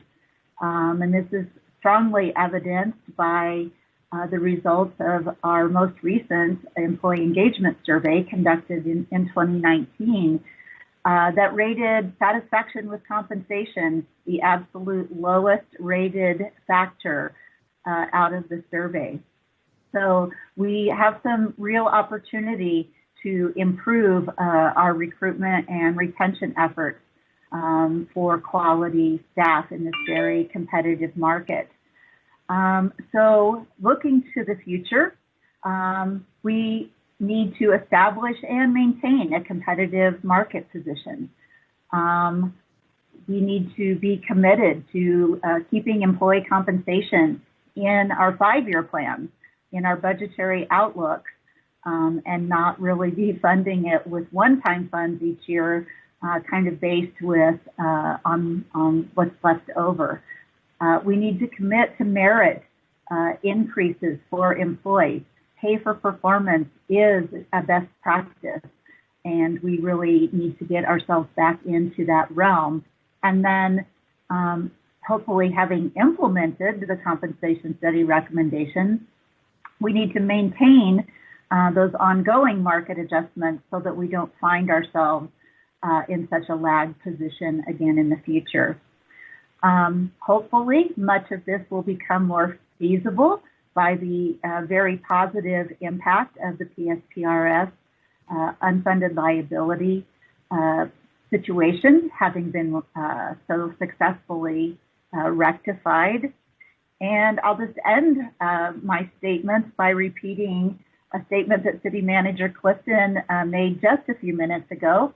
The risk is in not doing anything to support our employee compensation. So thank you, and I'm open for questions. Thank you so much. Great, Jeannie, thank you so much for that. First, we have a question from Vice Mayor Daggett. Thank you. Jeannie and Greg, have we started on a 5-year plan for employee compensation? So I will defer that to probably Brandy or Rick. We are just, I think has been mentioned, we're just getting ready to enter into the budget process. And so the goal would be to actually include employee compensation funding as an element of those plans. But Rick or Brandy, anything you would want to add to that? Sure. Just to add to that is, we do a 5-year plan for all of our funds.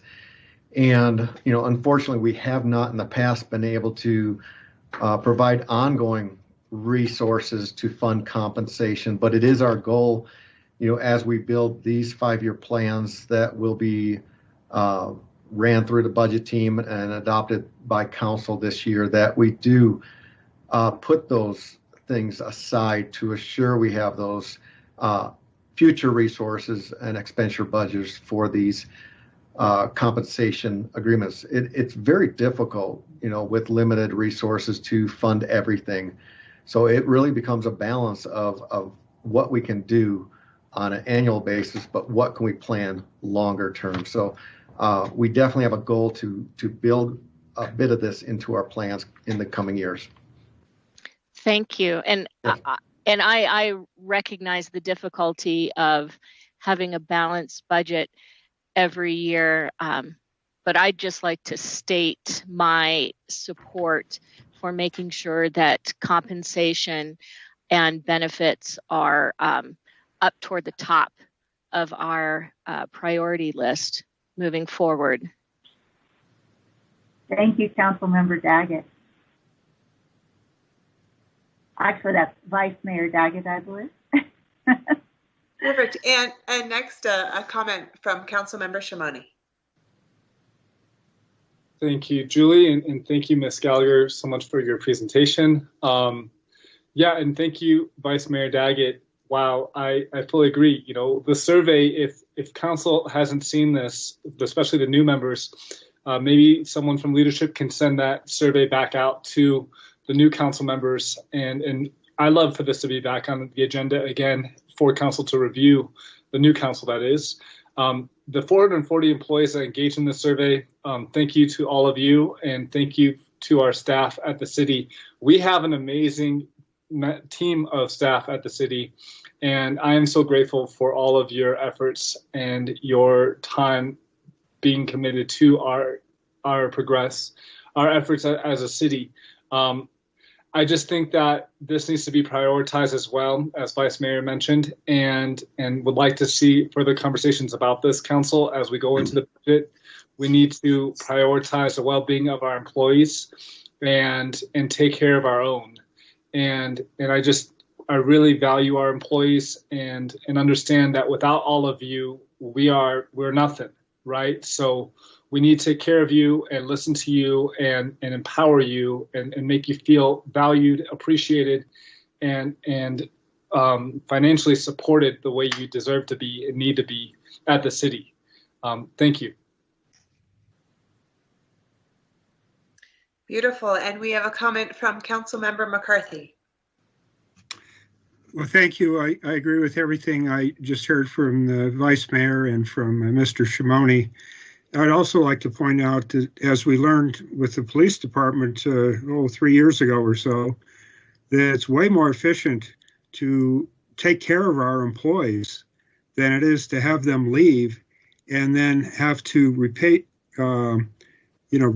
them and retrain the new person, etc. So it actually makes sense from a lot of viewpoints to put employee compensation near the top of the list. And I know we can't do everything we want to do, but again, that should be towards the top of the list. Thank you. Well, it looks like that is it for questions and comments. Ms. Gallagher, thank you so much. I can tell you of all of this exciting talk that the countdown to January 1st for a certain 16-year-old in my house who just may so be employed at a pizza shop. He thanks you and all of the city. Thank you so much for your time. Next, it looks like we're up with priority-based budget. But before we go, do you have 2 words for us to share with us about what your personality style is like, who you are? Thank you for that. As I shared in the chat yesterday, I would say many characteristics. 2 would be inquisitive and responsive. Thanks. Lovely. Thank you so much. So next up, we have Sarah Langley and Shane Dilley.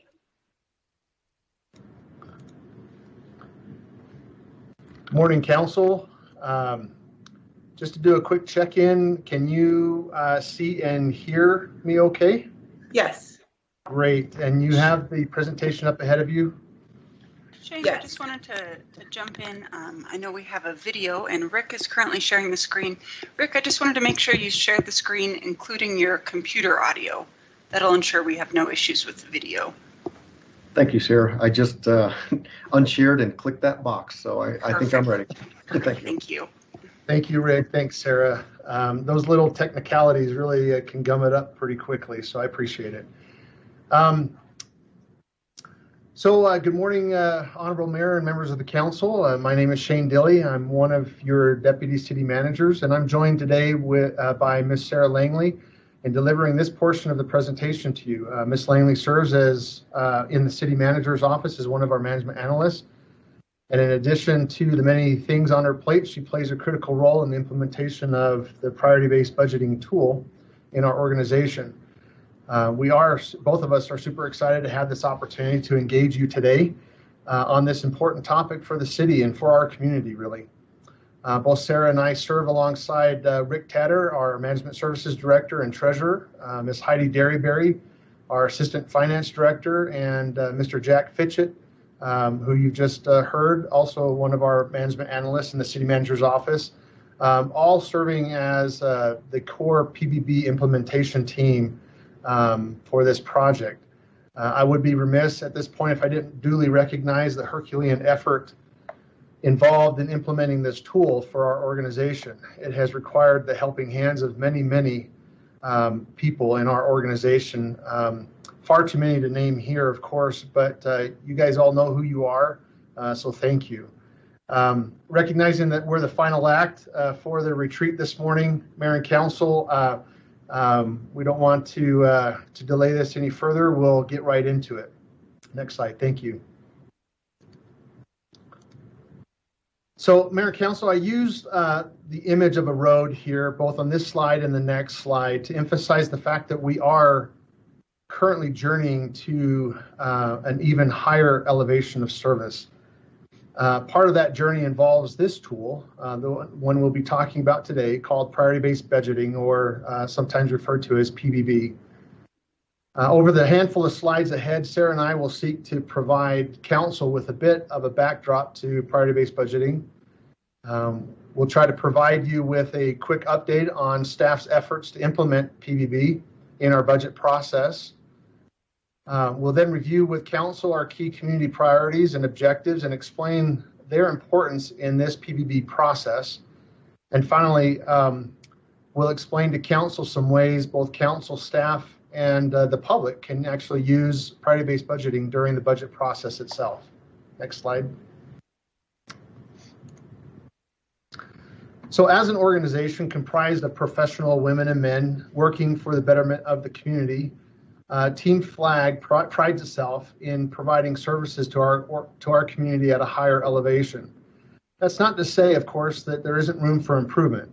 There certainly is. And to illustrate this point, a few years ago, we began to receive comments from the council that change in our budget process was not only desired, but needed. Improvement was, in fact, needed. Specifically, council desired 3 essential adds to the budget process that they felt at the time were lacking. The first was that they desired a process that lent itself to data-driven decision-making.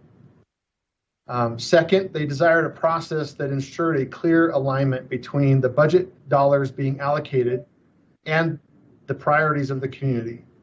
And lastly, they sought to have a process that was more transparent to the general public and in fact engage the public in more ways than just attendance at a publicly posted council meeting. This input from council prompted staff to begin exploring ways to better walk with council through the budget process each year and ways to better deliver a budget at the end of the day. In the fall of 2018, we started exploring different budgeting tools to help achieve these targets. We spoke to a number of communities on their methods and even sent a small team to visit Fort Collins, Colorado to learn more about their nationally recognized outcomes-based budgeting process.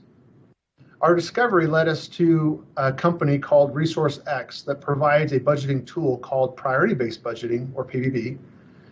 After further exploration, we as staff felt that the PBB vehicle, again referring back to the road and our journey, was exactly what we needed to get us to where we wanted to go.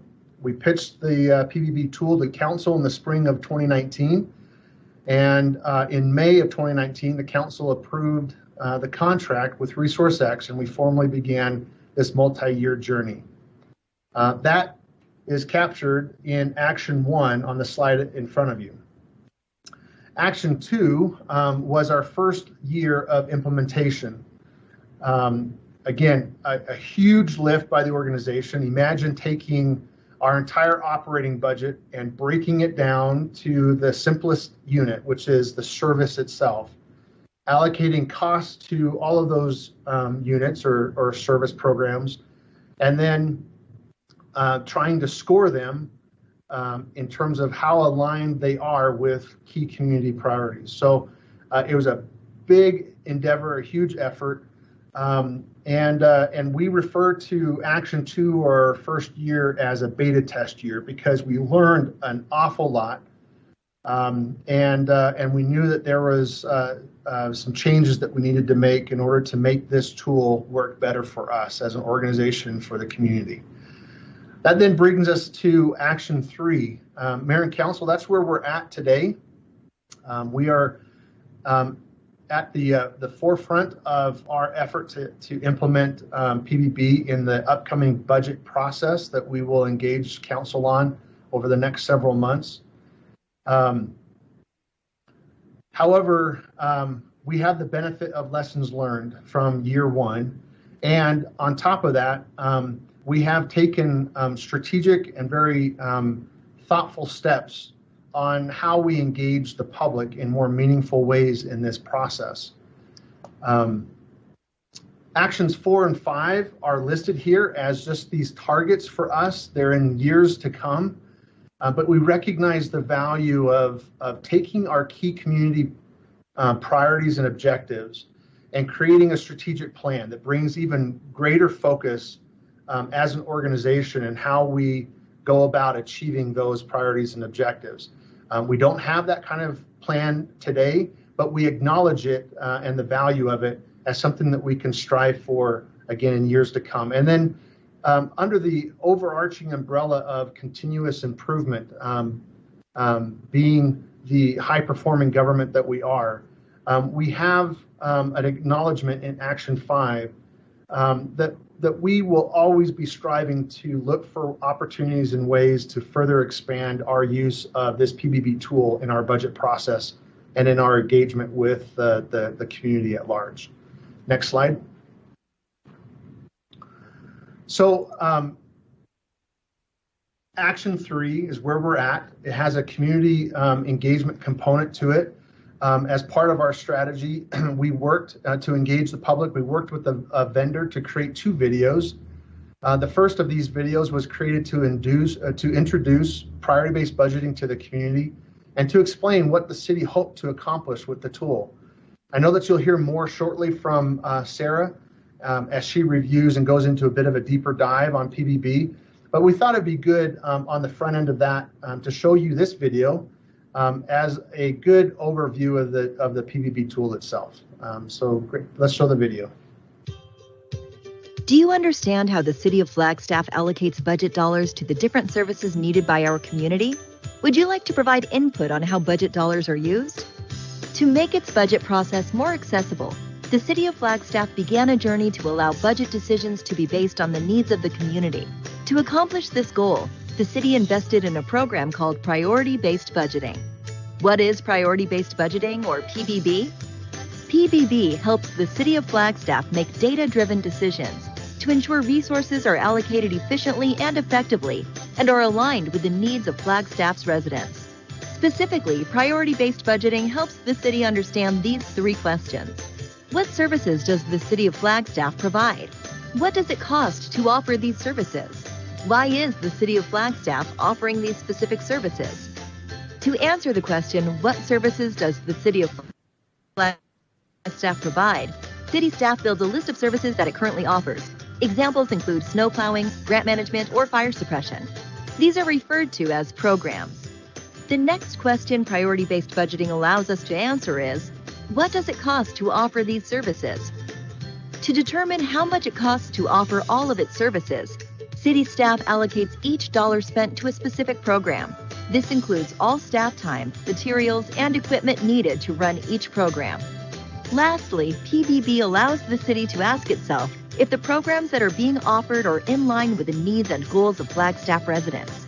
To do this, the Flagstaff City Council and Flagstaff residents create long-term goals for the city, formally called Key Community Priorities and Objectives.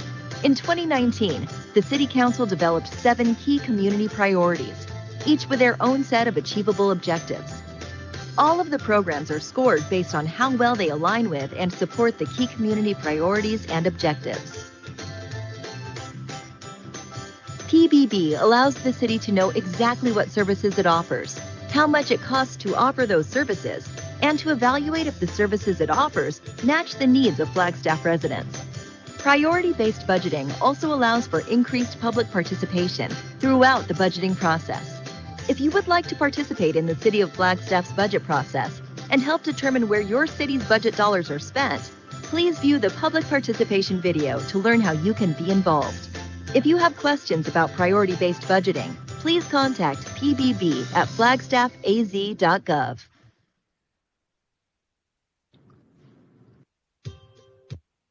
Thank you. I'll turn the time over now to Sarah, who will take us into a bit of a deeper dive on the PBB tool itself. Sarah? Great. Thank you, Shane. As Shane introduced before, my name is Sarah Langley. I'm a management analyst in the city manager's office. And I'm going to quickly recap a little bit of what we heard in the video, just because we think it's so critical to understanding priority-based budgeting. So as you heard in the video, PBB allows us to answer 3 key questions. The first of those is, what do we do? So to answer this, staff creates a list of all the services and programs that the city offers, and this is then called a program inventory. So examples of programs could include things like the census, wildfire management, or payroll processing. A second question is, what does it cost? So to answer this, we allocate all of our personnel and non-personnel expenses, as well as any revenues generated, to each of the programs in our program inventory.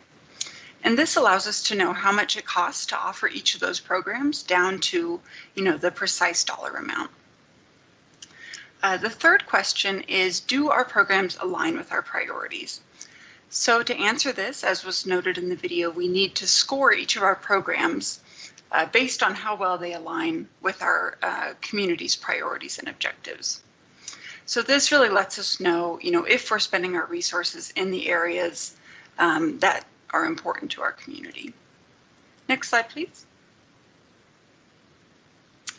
So to be able to score our programs, we first have to know, what are the priorities of our community? So the 7 priorities that you see on the screen in the circle icon there were created over the course of multiple engagements with council and city staff in 2019 and 2020.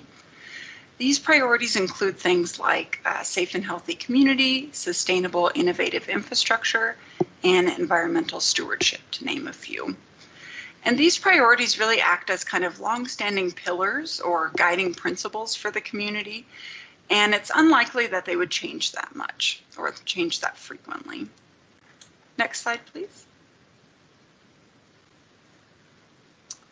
So while the key community priorities are quite broad in nature, each priority has 4 to 6 corresponding objectives, and those are in the columns that you see on the slide. These objectives are more action-oriented and detailed in nature, and they provide a sort of roadmap for the city in accomplishing those bigger, broader priorities. These objectives may also change a bit from year to year because they are more detailed. So this year, objectives were finalized after the Flagstaff community was engaged in a survey to gather their input and feedback. And after incorporating this community input that we got from the survey, council approved these objectives in November of 2020. So together, the priorities and objectives act as a sort of foundation for the priority-based budgeting tool, and they serve as a scorecard that staff will use to see how well our programs align with and support the priorities of the community. So you should have received that priorities and objectives document in your email, and it's also on our website, but if you didn't get it for some reason, just let us know and we can be sure to share that with you. Next slide, please. So as Shane mentioned earlier in the presentation, another goal of PBB was increasing the amount of community involvement in the budgeting process. So this past year, staff took a 3-pronged approach to public engagement within PBB. The first kind of prong of this approach was the 2 short explainer videos that were created, and you saw the first one of those videos. So the purpose of these videos was really to explain to the community what PBB is and why the city is doing it, and then also to solicit more public involvement in the process. So those videos were shared widely on social media and the city's website, and we got hundreds and hundreds of views of those videos. So we thought that was great for the first year of doing that. Second, staff conducted a community survey, which I previously mentioned in the last slide, to get the community's feedback and input on the objectives. And then third, the third kind of prong of our community engagement approach is that PBB involves a peer review process in which the scoring data is peer reviewed to ensure that it's robust and accurate. So this year, commissioners from the various city commissions are involved in this peer review process and are working alongside staff and different teams to validate our scoring data. So that is kind of an overview of the 3 different things that we implemented this year. And then in future years, staff plans to further amplify public involvement in PBB and really build on the lessons that we learned this year. So I will now hand it back to Shane to discuss how PBB can be incorporated into the city's decision-making process. Thank you. Thank you, Sarah. So one might ask, what budgeting tools are made available to the city or to the community through PBB during the creation and administration of the budget each year? The next two slides that I have for you will give us some perspective and answer to this question. The first and probably most commonly used tool in PBB is what we call the tile map. PBB will generate a tile map sampled here on this slide for you all of all of the services that the city provides and that we have inventoried into this PBB system itself. You know, anything from anywhere from snow plowing to recreational instruction classes. The PBB system takes the budget data generated from answering those three questions that Sarah reviewed with us. What do we do as an organization? What does it cost us to do those things? And do our services, what we do, align or how well do they align with community priorities? The tool then, PBB then generates the tile map that uses shape, size, and color to help all of us, including the public, better understand and see how closely a particular service or program provided by the city aligns with community values and priorities. And at a high level shows how an organization, as an organization, we are supporting that service program. So let me explain a little bit what you're looking at here with this tile map. The tiles themselves represent services or programs provided by the city to the community. Each size of tile represents the level of funding allocated to that service or program. So the larger the tile, as an example, the more budget dollars allocated to that service program. Now the shade of color applied to each tile represents the program or services alignment with a community priority. So as an example, the darker the shade, the stronger the alignment of that service or program with the community value or priority. It's a very fun thing to look at. Maybe I'm just nerdy that way, but it's really kind of exciting. The map, really, this tile map is only one of the deliverables from the PBB tool, but it really is neat and fairly intuitive once you get into it. But it's not the only tool that the system provides. If you take a deeper look at this tile map, for instance, knowing now that we've got what it means, the size of the tile is the amount of dollars allocated to that program or service, and the shade has direct correlation with its alignment to a community priority. If you look down in the bottom left corner of the tile map, you'll see a rather large tile, but a very light shade. So up in the top right, upper right corner, you'll see a small tile, but a very dark shade. And so just by knowing what you're looking at and knowing what it means, it provokes thought. It drives question.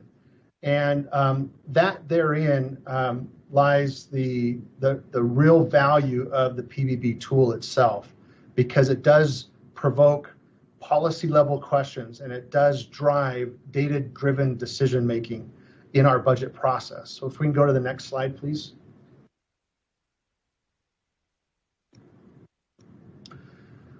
So just as mentioned, another valuable tool in the PBB system is the fact that from the tile map comes naturally asked policy level questions, such as, are there programs or services that are mandated by the city? So we're talking about local laws established by the council that today are not in alignment with our key community priorities and objectives. You know, I think that's very thought-provoking. I mean, if you really sit back and ponder that one, our community has history, and over time, laws have been enacted But over that same period of time, it's fair to say that our values have changed as a community. So when you look at that tile map, it provokes those types of questions, and it really drives us to look at, well, do we have laws? Are we putting resources towards services and programs that we mandate on ourselves that are no longer in line with community priorities? Another question, should we continue offering programs or services that are not mandated? So they're just kind of voluntary. We've just kind of come up over time and said, hey, let's provide this service that happen to also be provided by other entities in the community, whether it's private or public, and those happen to not also align very well with key community priorities or objectives or values. So there again, all of these types of questions are pushed through the system, but there are a litany of other ones that aren't, but we will be driven to those types of discussions and questions as we implement PBB in our budget discussion. As you can see, Mayor and Council, the opportunity to engage in these types of policy questions and data-driven decisions for our organization and our community is a kind of a lifting exercise. I find myself feeling a little liberated in being able to engage in that kind of discussion. It's very exciting. And as our first year of implementation was really a beta test year, we've learned a lot on this journey so far, and we're excited and look forward to an opportunity to have in round 2 a more profound use of priority-based budgeting in this upcoming budget process with you as a council. Next slide, please. So that said, Mayor and Council, we hope this was informative at a very high level as an introduction to priority-based budgeting and our journey to this point. And both Sarah and I are here to answer any questions that you might have for us. Thank you. Thank you so much, Shane and Sarah. We've got a comment from Mayor Deasy. Yeah, thank you, Shane, and everyone who's been working on this. This is really exciting. I also geek out a little bit with this, but the combination of the data-driven decision-making with community input, with the infographics that help us understand and provoke more questions and deeper thought on, how we could proceed. I'm really excited about this. So thank you all. That's all I got to say. Thank you, and we have a question from Councilmember Shimoni. Thank you, Julie, and thank you, Mayor, for your comments. I agree with you. I am stoked about this, and I'm so glad that the city is moving in this direction and has been. I'm grateful to the previous council for pushing for this as well, and for all city staff coming along for the ride. I love the video. I had to say that. Thank you, staff, for incorporating the video. I really appreciate that. I did have a question. Deputy City Manager Dilly, first of all, thank you for your leadership on the PBB process. I know that this is something you're passionate about, and I'm just so grateful for your leadership with PBB here in Flagstaff. And I think this is going to benefit the community tremendously. So really, good work and thank you. I'm curious, something I've been really passionate about since before I got elected was the idea of, I forget what it's called. I think it's called participatory budgeting, where a city allocates a certain amount of funds. And I know this is tough right now, and we don't even need to do it this year, but I'm just planting a seed for future years, potentially, or maybe this year, where we put aside a certain pot of funds, $20,000, $40,000, $50,000, and allow the community to vote on where they want to see those funds allocated. And I just think that that'd be a really cool way to engage the public and put their money into their own hands, right, so to speak. And I just think that'd be a great way for us to break that barrier between us and the public. Is there any talk of that in the near future? And I want to also express gratitude to Ms. Sarah and the whole team that has been working on this. I think you all have done an incredible job. Thank you, Councilmember Shimoni. It'll take me a bit. I wanted to say Vice Mayor right off the bat. So, but I appreciate the the accolades on the team, and I appreciate the question. So I'll follow suit with our city manager. There are so many hands involved in delivering a project like this that really the kudos is to the team. We've got a stellar team at the helm in terms of implementation, and I was just fortunate enough to be the spokesperson today. But any one of them could have done this presentation to you. It's a great honor to work side by side with such a high caliber of people. The question specifically that you raised, participatory budgeting, it's a phrase out there, it's a concept, but I would argue that PBB lends itself very well to that process. When we have, we didn't go into a whole lot of detail in terms of the public participation, even in this second year of PBB. But over the course of the next couple of weeks, we have lined up peer review groups that go in and they say, okay, how well did we score? So it's kind of this double check on how well staff scored these programs against priorities, community priorities. And that peer review group comes in and says, okay, well, this is how staff scored the program. Let's do a double check on that. As part of that peer review group, we've got community members that are engaged on those groups. We've pulled those members from our active commissions, boards and commissions, and we got an overwhelming response to our solicitation for interest to participate. And so on each and every one of our groups, we have at least 2, sometimes we have 3 community members that are part of that process. And it is that peer review score that actually drives the system. So it's a very, very important part of this process. And we're very excited to see the outcome of that. That's something that's going on right now. We don't have the benefit of that work yet, but we will come the first part of January. And I'm excited to see it. And Deputy City Manager, thank you for that. And I love that. I think that's great. And I'm getting flashbacks from our conversation that we had in the chambers, the executive session chambers upstairs with yourself, myself, and Mr. Folk and others on this topic years ago. And I guess I just want to reiterate my biggest point is I'm hoping to engage and empower and connect people who aren't going to engage in our commissions, people who aren't going to show up to council meetings. And that's really who I'm trying to reach in my comments, in my push for that kind of citywide, hey, how do you think the city should spend $40,000 and giving them 20 things to vote on?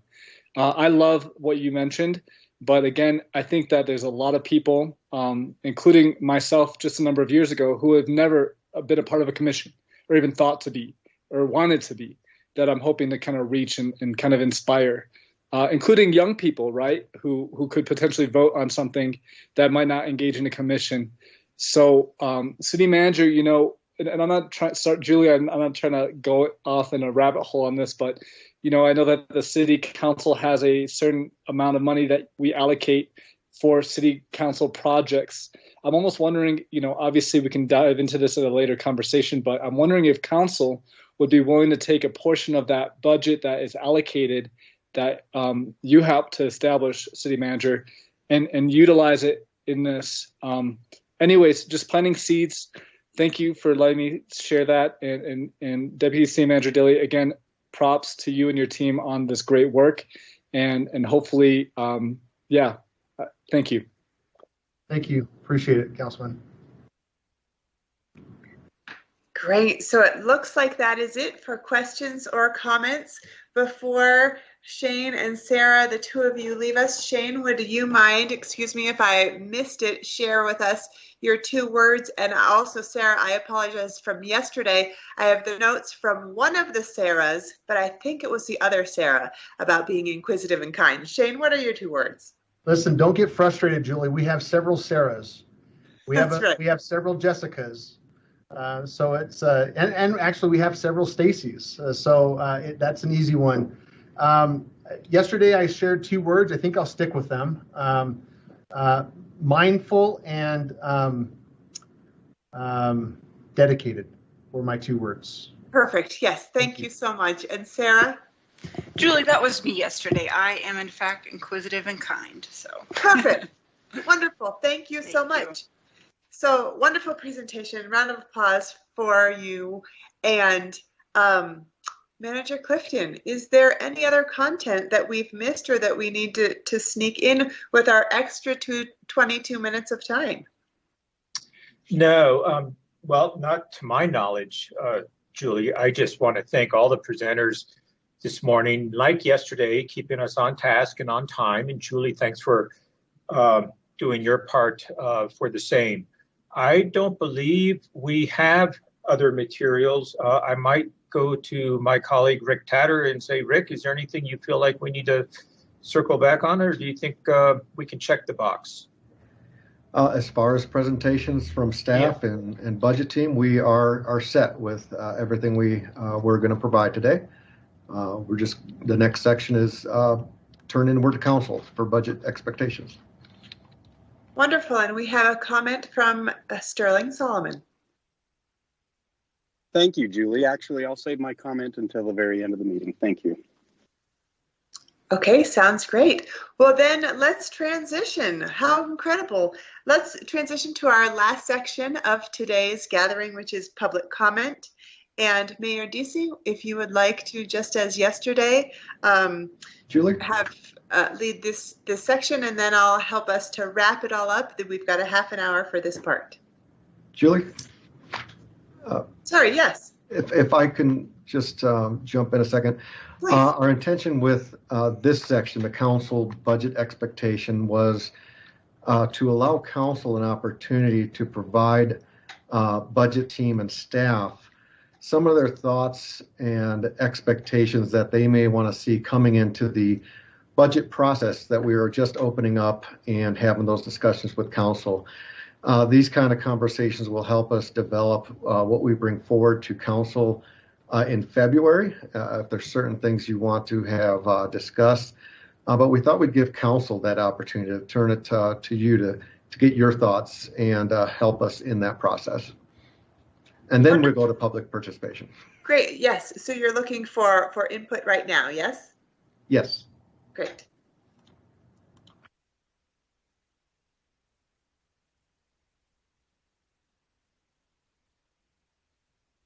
So council, if you have... I guess I'll jump in here. So I would really love to be able to play a little bit with the priority-based budgeting system, if I might be able to take a look at that, just to get an idea. Obviously, we want to get a lot of public input on this as well, but some of the things that obviously are very big. We just had a housing crisis, climate change crisis. It's pretty clear that these are very big issues for us moving forward and planning budgetarily for. I also would like to have some discussion potentially this year or in the future for what it might look like, or if we can have some level of an unrestricted reserve fund, an emergency fund for the city in case situations like COVID or something like that may happen in the future, whether it's 8-10 years from now. And obviously we're in a recession at this point, but I really would like to maybe have some of that discussion on a less restrictive way that we might be able to have a rainy day fund.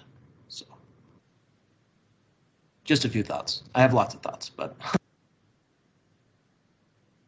Great, thank you. Any other comments from the council?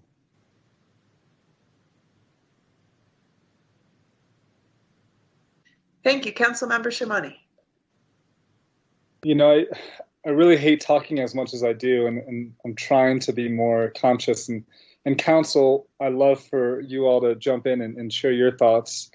A couple things I wanted to just kind of have us take a closer look at, mayor and council and city, is just better prioritizing public safety And specifically, I'm looking at fire, I'm looking at police, I'm looking at the dispatch services, and I'm also looking at alternatives. I'm also looking at data collection systems, such as the Looking Glass Analytics program that we used to use, and also our city prosecutor's office. I'm going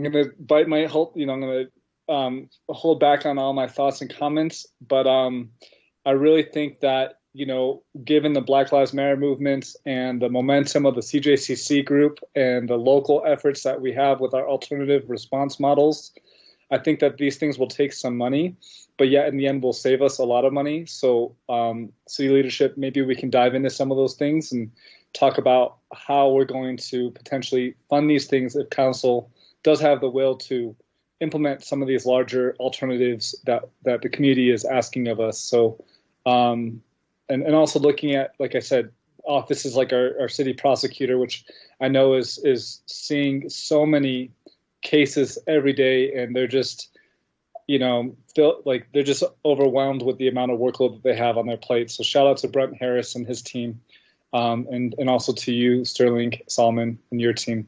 Those are my thoughts, and council, I'd love to hear what other people think about the budget. Thank you.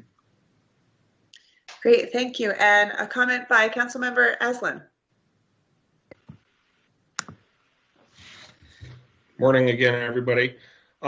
Just real quickly, I wanted to reiterate my support as well for prioritizing in the top tier compensation for our city employees. I think that's super important this year, this cycle.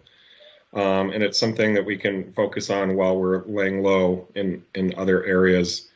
Of course, that's in conjunction with our climate plans and our housing needs. But for me, that's if that provides direction, I think we should really be looking at those compensation numbers. And then for staff, for the budget retreat, and for the community as we move forward, a real plea to keep the lingo out of the conversation. Acronyms, bad, B-A-D. Even something as simple as PBB. To this day, to this morning, it takes me 2 or 3 minutes to figure out what you're talking about when you say PBB. I always think of a sandwich, a peanut butter type sandwich. And this sort of thing, I'm sort of overemphasizing this, but the lingo and the acronyms are not helpful in terms of engaging the public and making people feel brought along. And a lot of times people are just hesitant or shy to ask what we're talking about. There have been times when I've Googled certain acronyms so that I'm sure to be on the same page. And I just want to assume that anybody in particular, or even most people, know what you're talking about when you say something that's in as common as a parlance for you guys as abbreviating priority-based budgeting. So just a reminder and a plea to keep that conversation at the level where we really can be bringing the community along. Thank you. Thank you. And a comment by Councilmember Sweet. All right, thank you. I first want to thank you all for the information today. It was very helpful. And, I'm just starting out getting my feet wet, and I'm sure that as our next council or budget retreat comes closer, I'll have more questions. So maybe we can ask this again as that time comes near and I can pinpoint my actual questions. But I do want to say thank you. Today was very, very helpful. Great. And a question by Vice Mayor Daggett. Thank you. Is it possible for a council member or two to sit in on some of the initial staff meetings regarding the budget?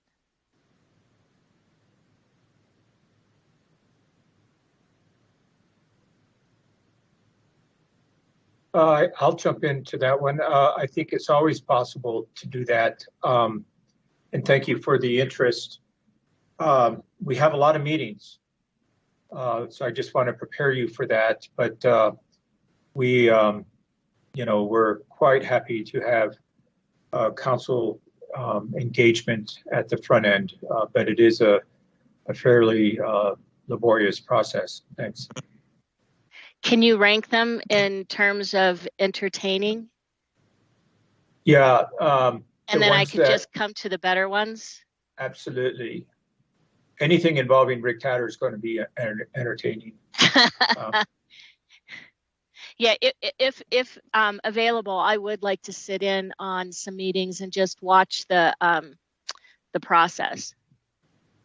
We would welcome that, and we'll single out some meetings that we think would be meaningful for you, and thanks for the interest. Any other council members, questions or comments?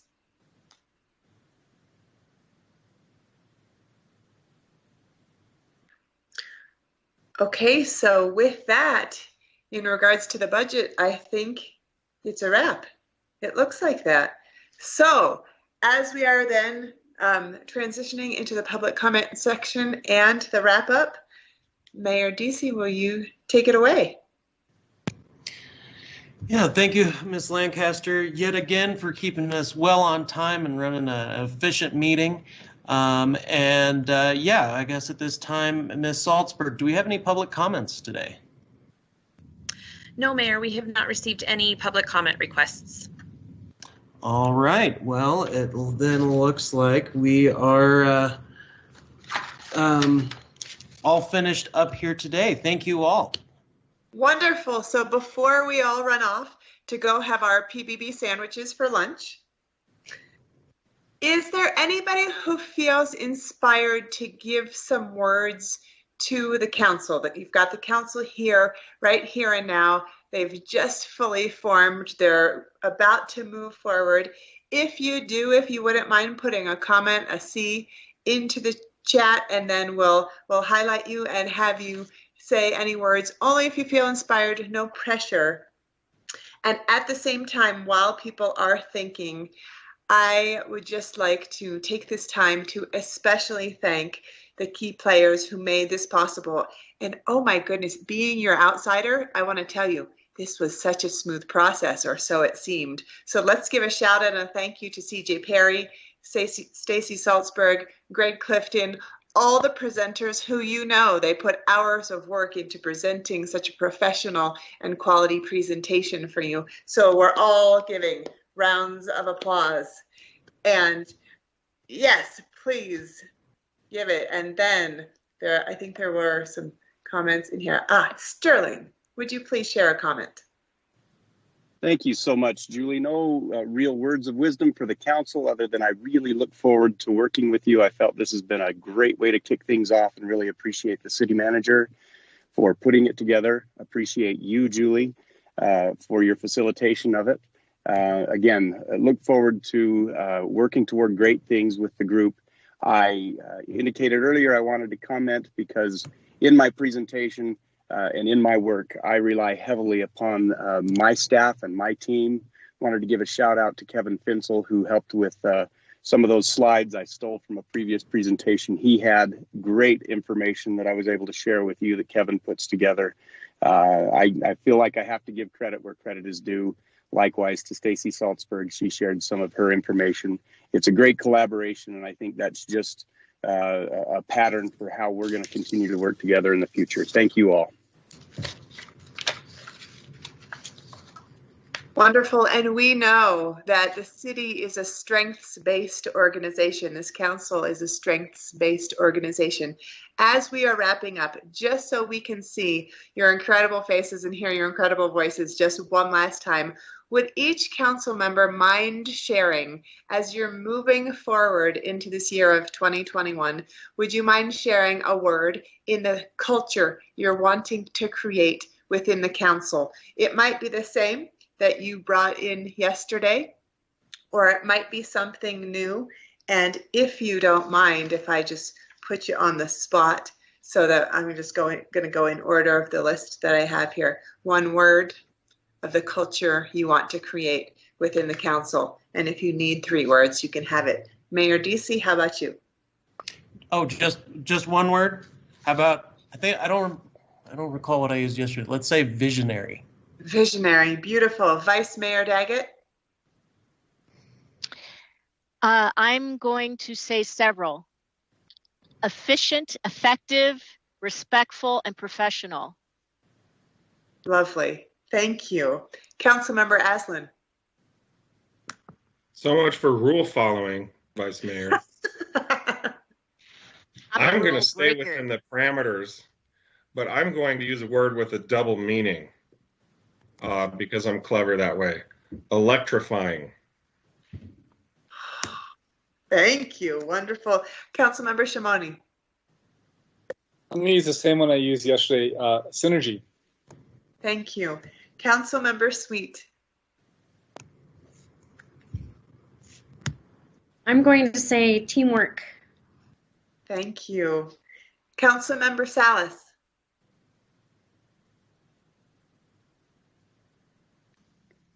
I have two. My topic is resilience. And the second one is unity in diversity. Thank you. And Councilmember McCarthy. Progress and respect. Beautiful. They say the measure of a man is how he breaks the rules. I just broke the rules, sorry. Perfect. Well, then what's the measure of a woman? The same, exactly. There we go. With that, as we are starting to wrap up, I want to send my deepest gratitude for how all of you were present, how all of you showed up. You are an incredible team, and I hope you can carry that feeling as you move forward into the new year. That's right. Can we do that? And I'm going to encourage everybody who's on this call today. We've had around 70 or so folks here, for each of you to think about what theme you would like to put forth for this next quarter, for your work lives, for your personal lives, whether you're a part of a council or a committee or a group or a team, so that we can all be really purposeful and hit 2021. Hit the ground running, I should say, not hit it where it hurts. That's the wrong expression. So thank you so much, everybody, for your time. It is almost noon. You are incredible. You made it so easy to facilitate and for us to wrap up 25 minutes early. Manager Clifton, anything before we say goodbye? No, just thanks to you, Julie. Thanks for all of your work and your enthusiasm. Thanks for your energy. We have all benefited from that. So yeah, we're good. Yeah, wonderful. Okay, thank you, everybody. Have a wonderful rest of your day. Bye-bye. Yeah, Team Flag. Thank you. Goodbye.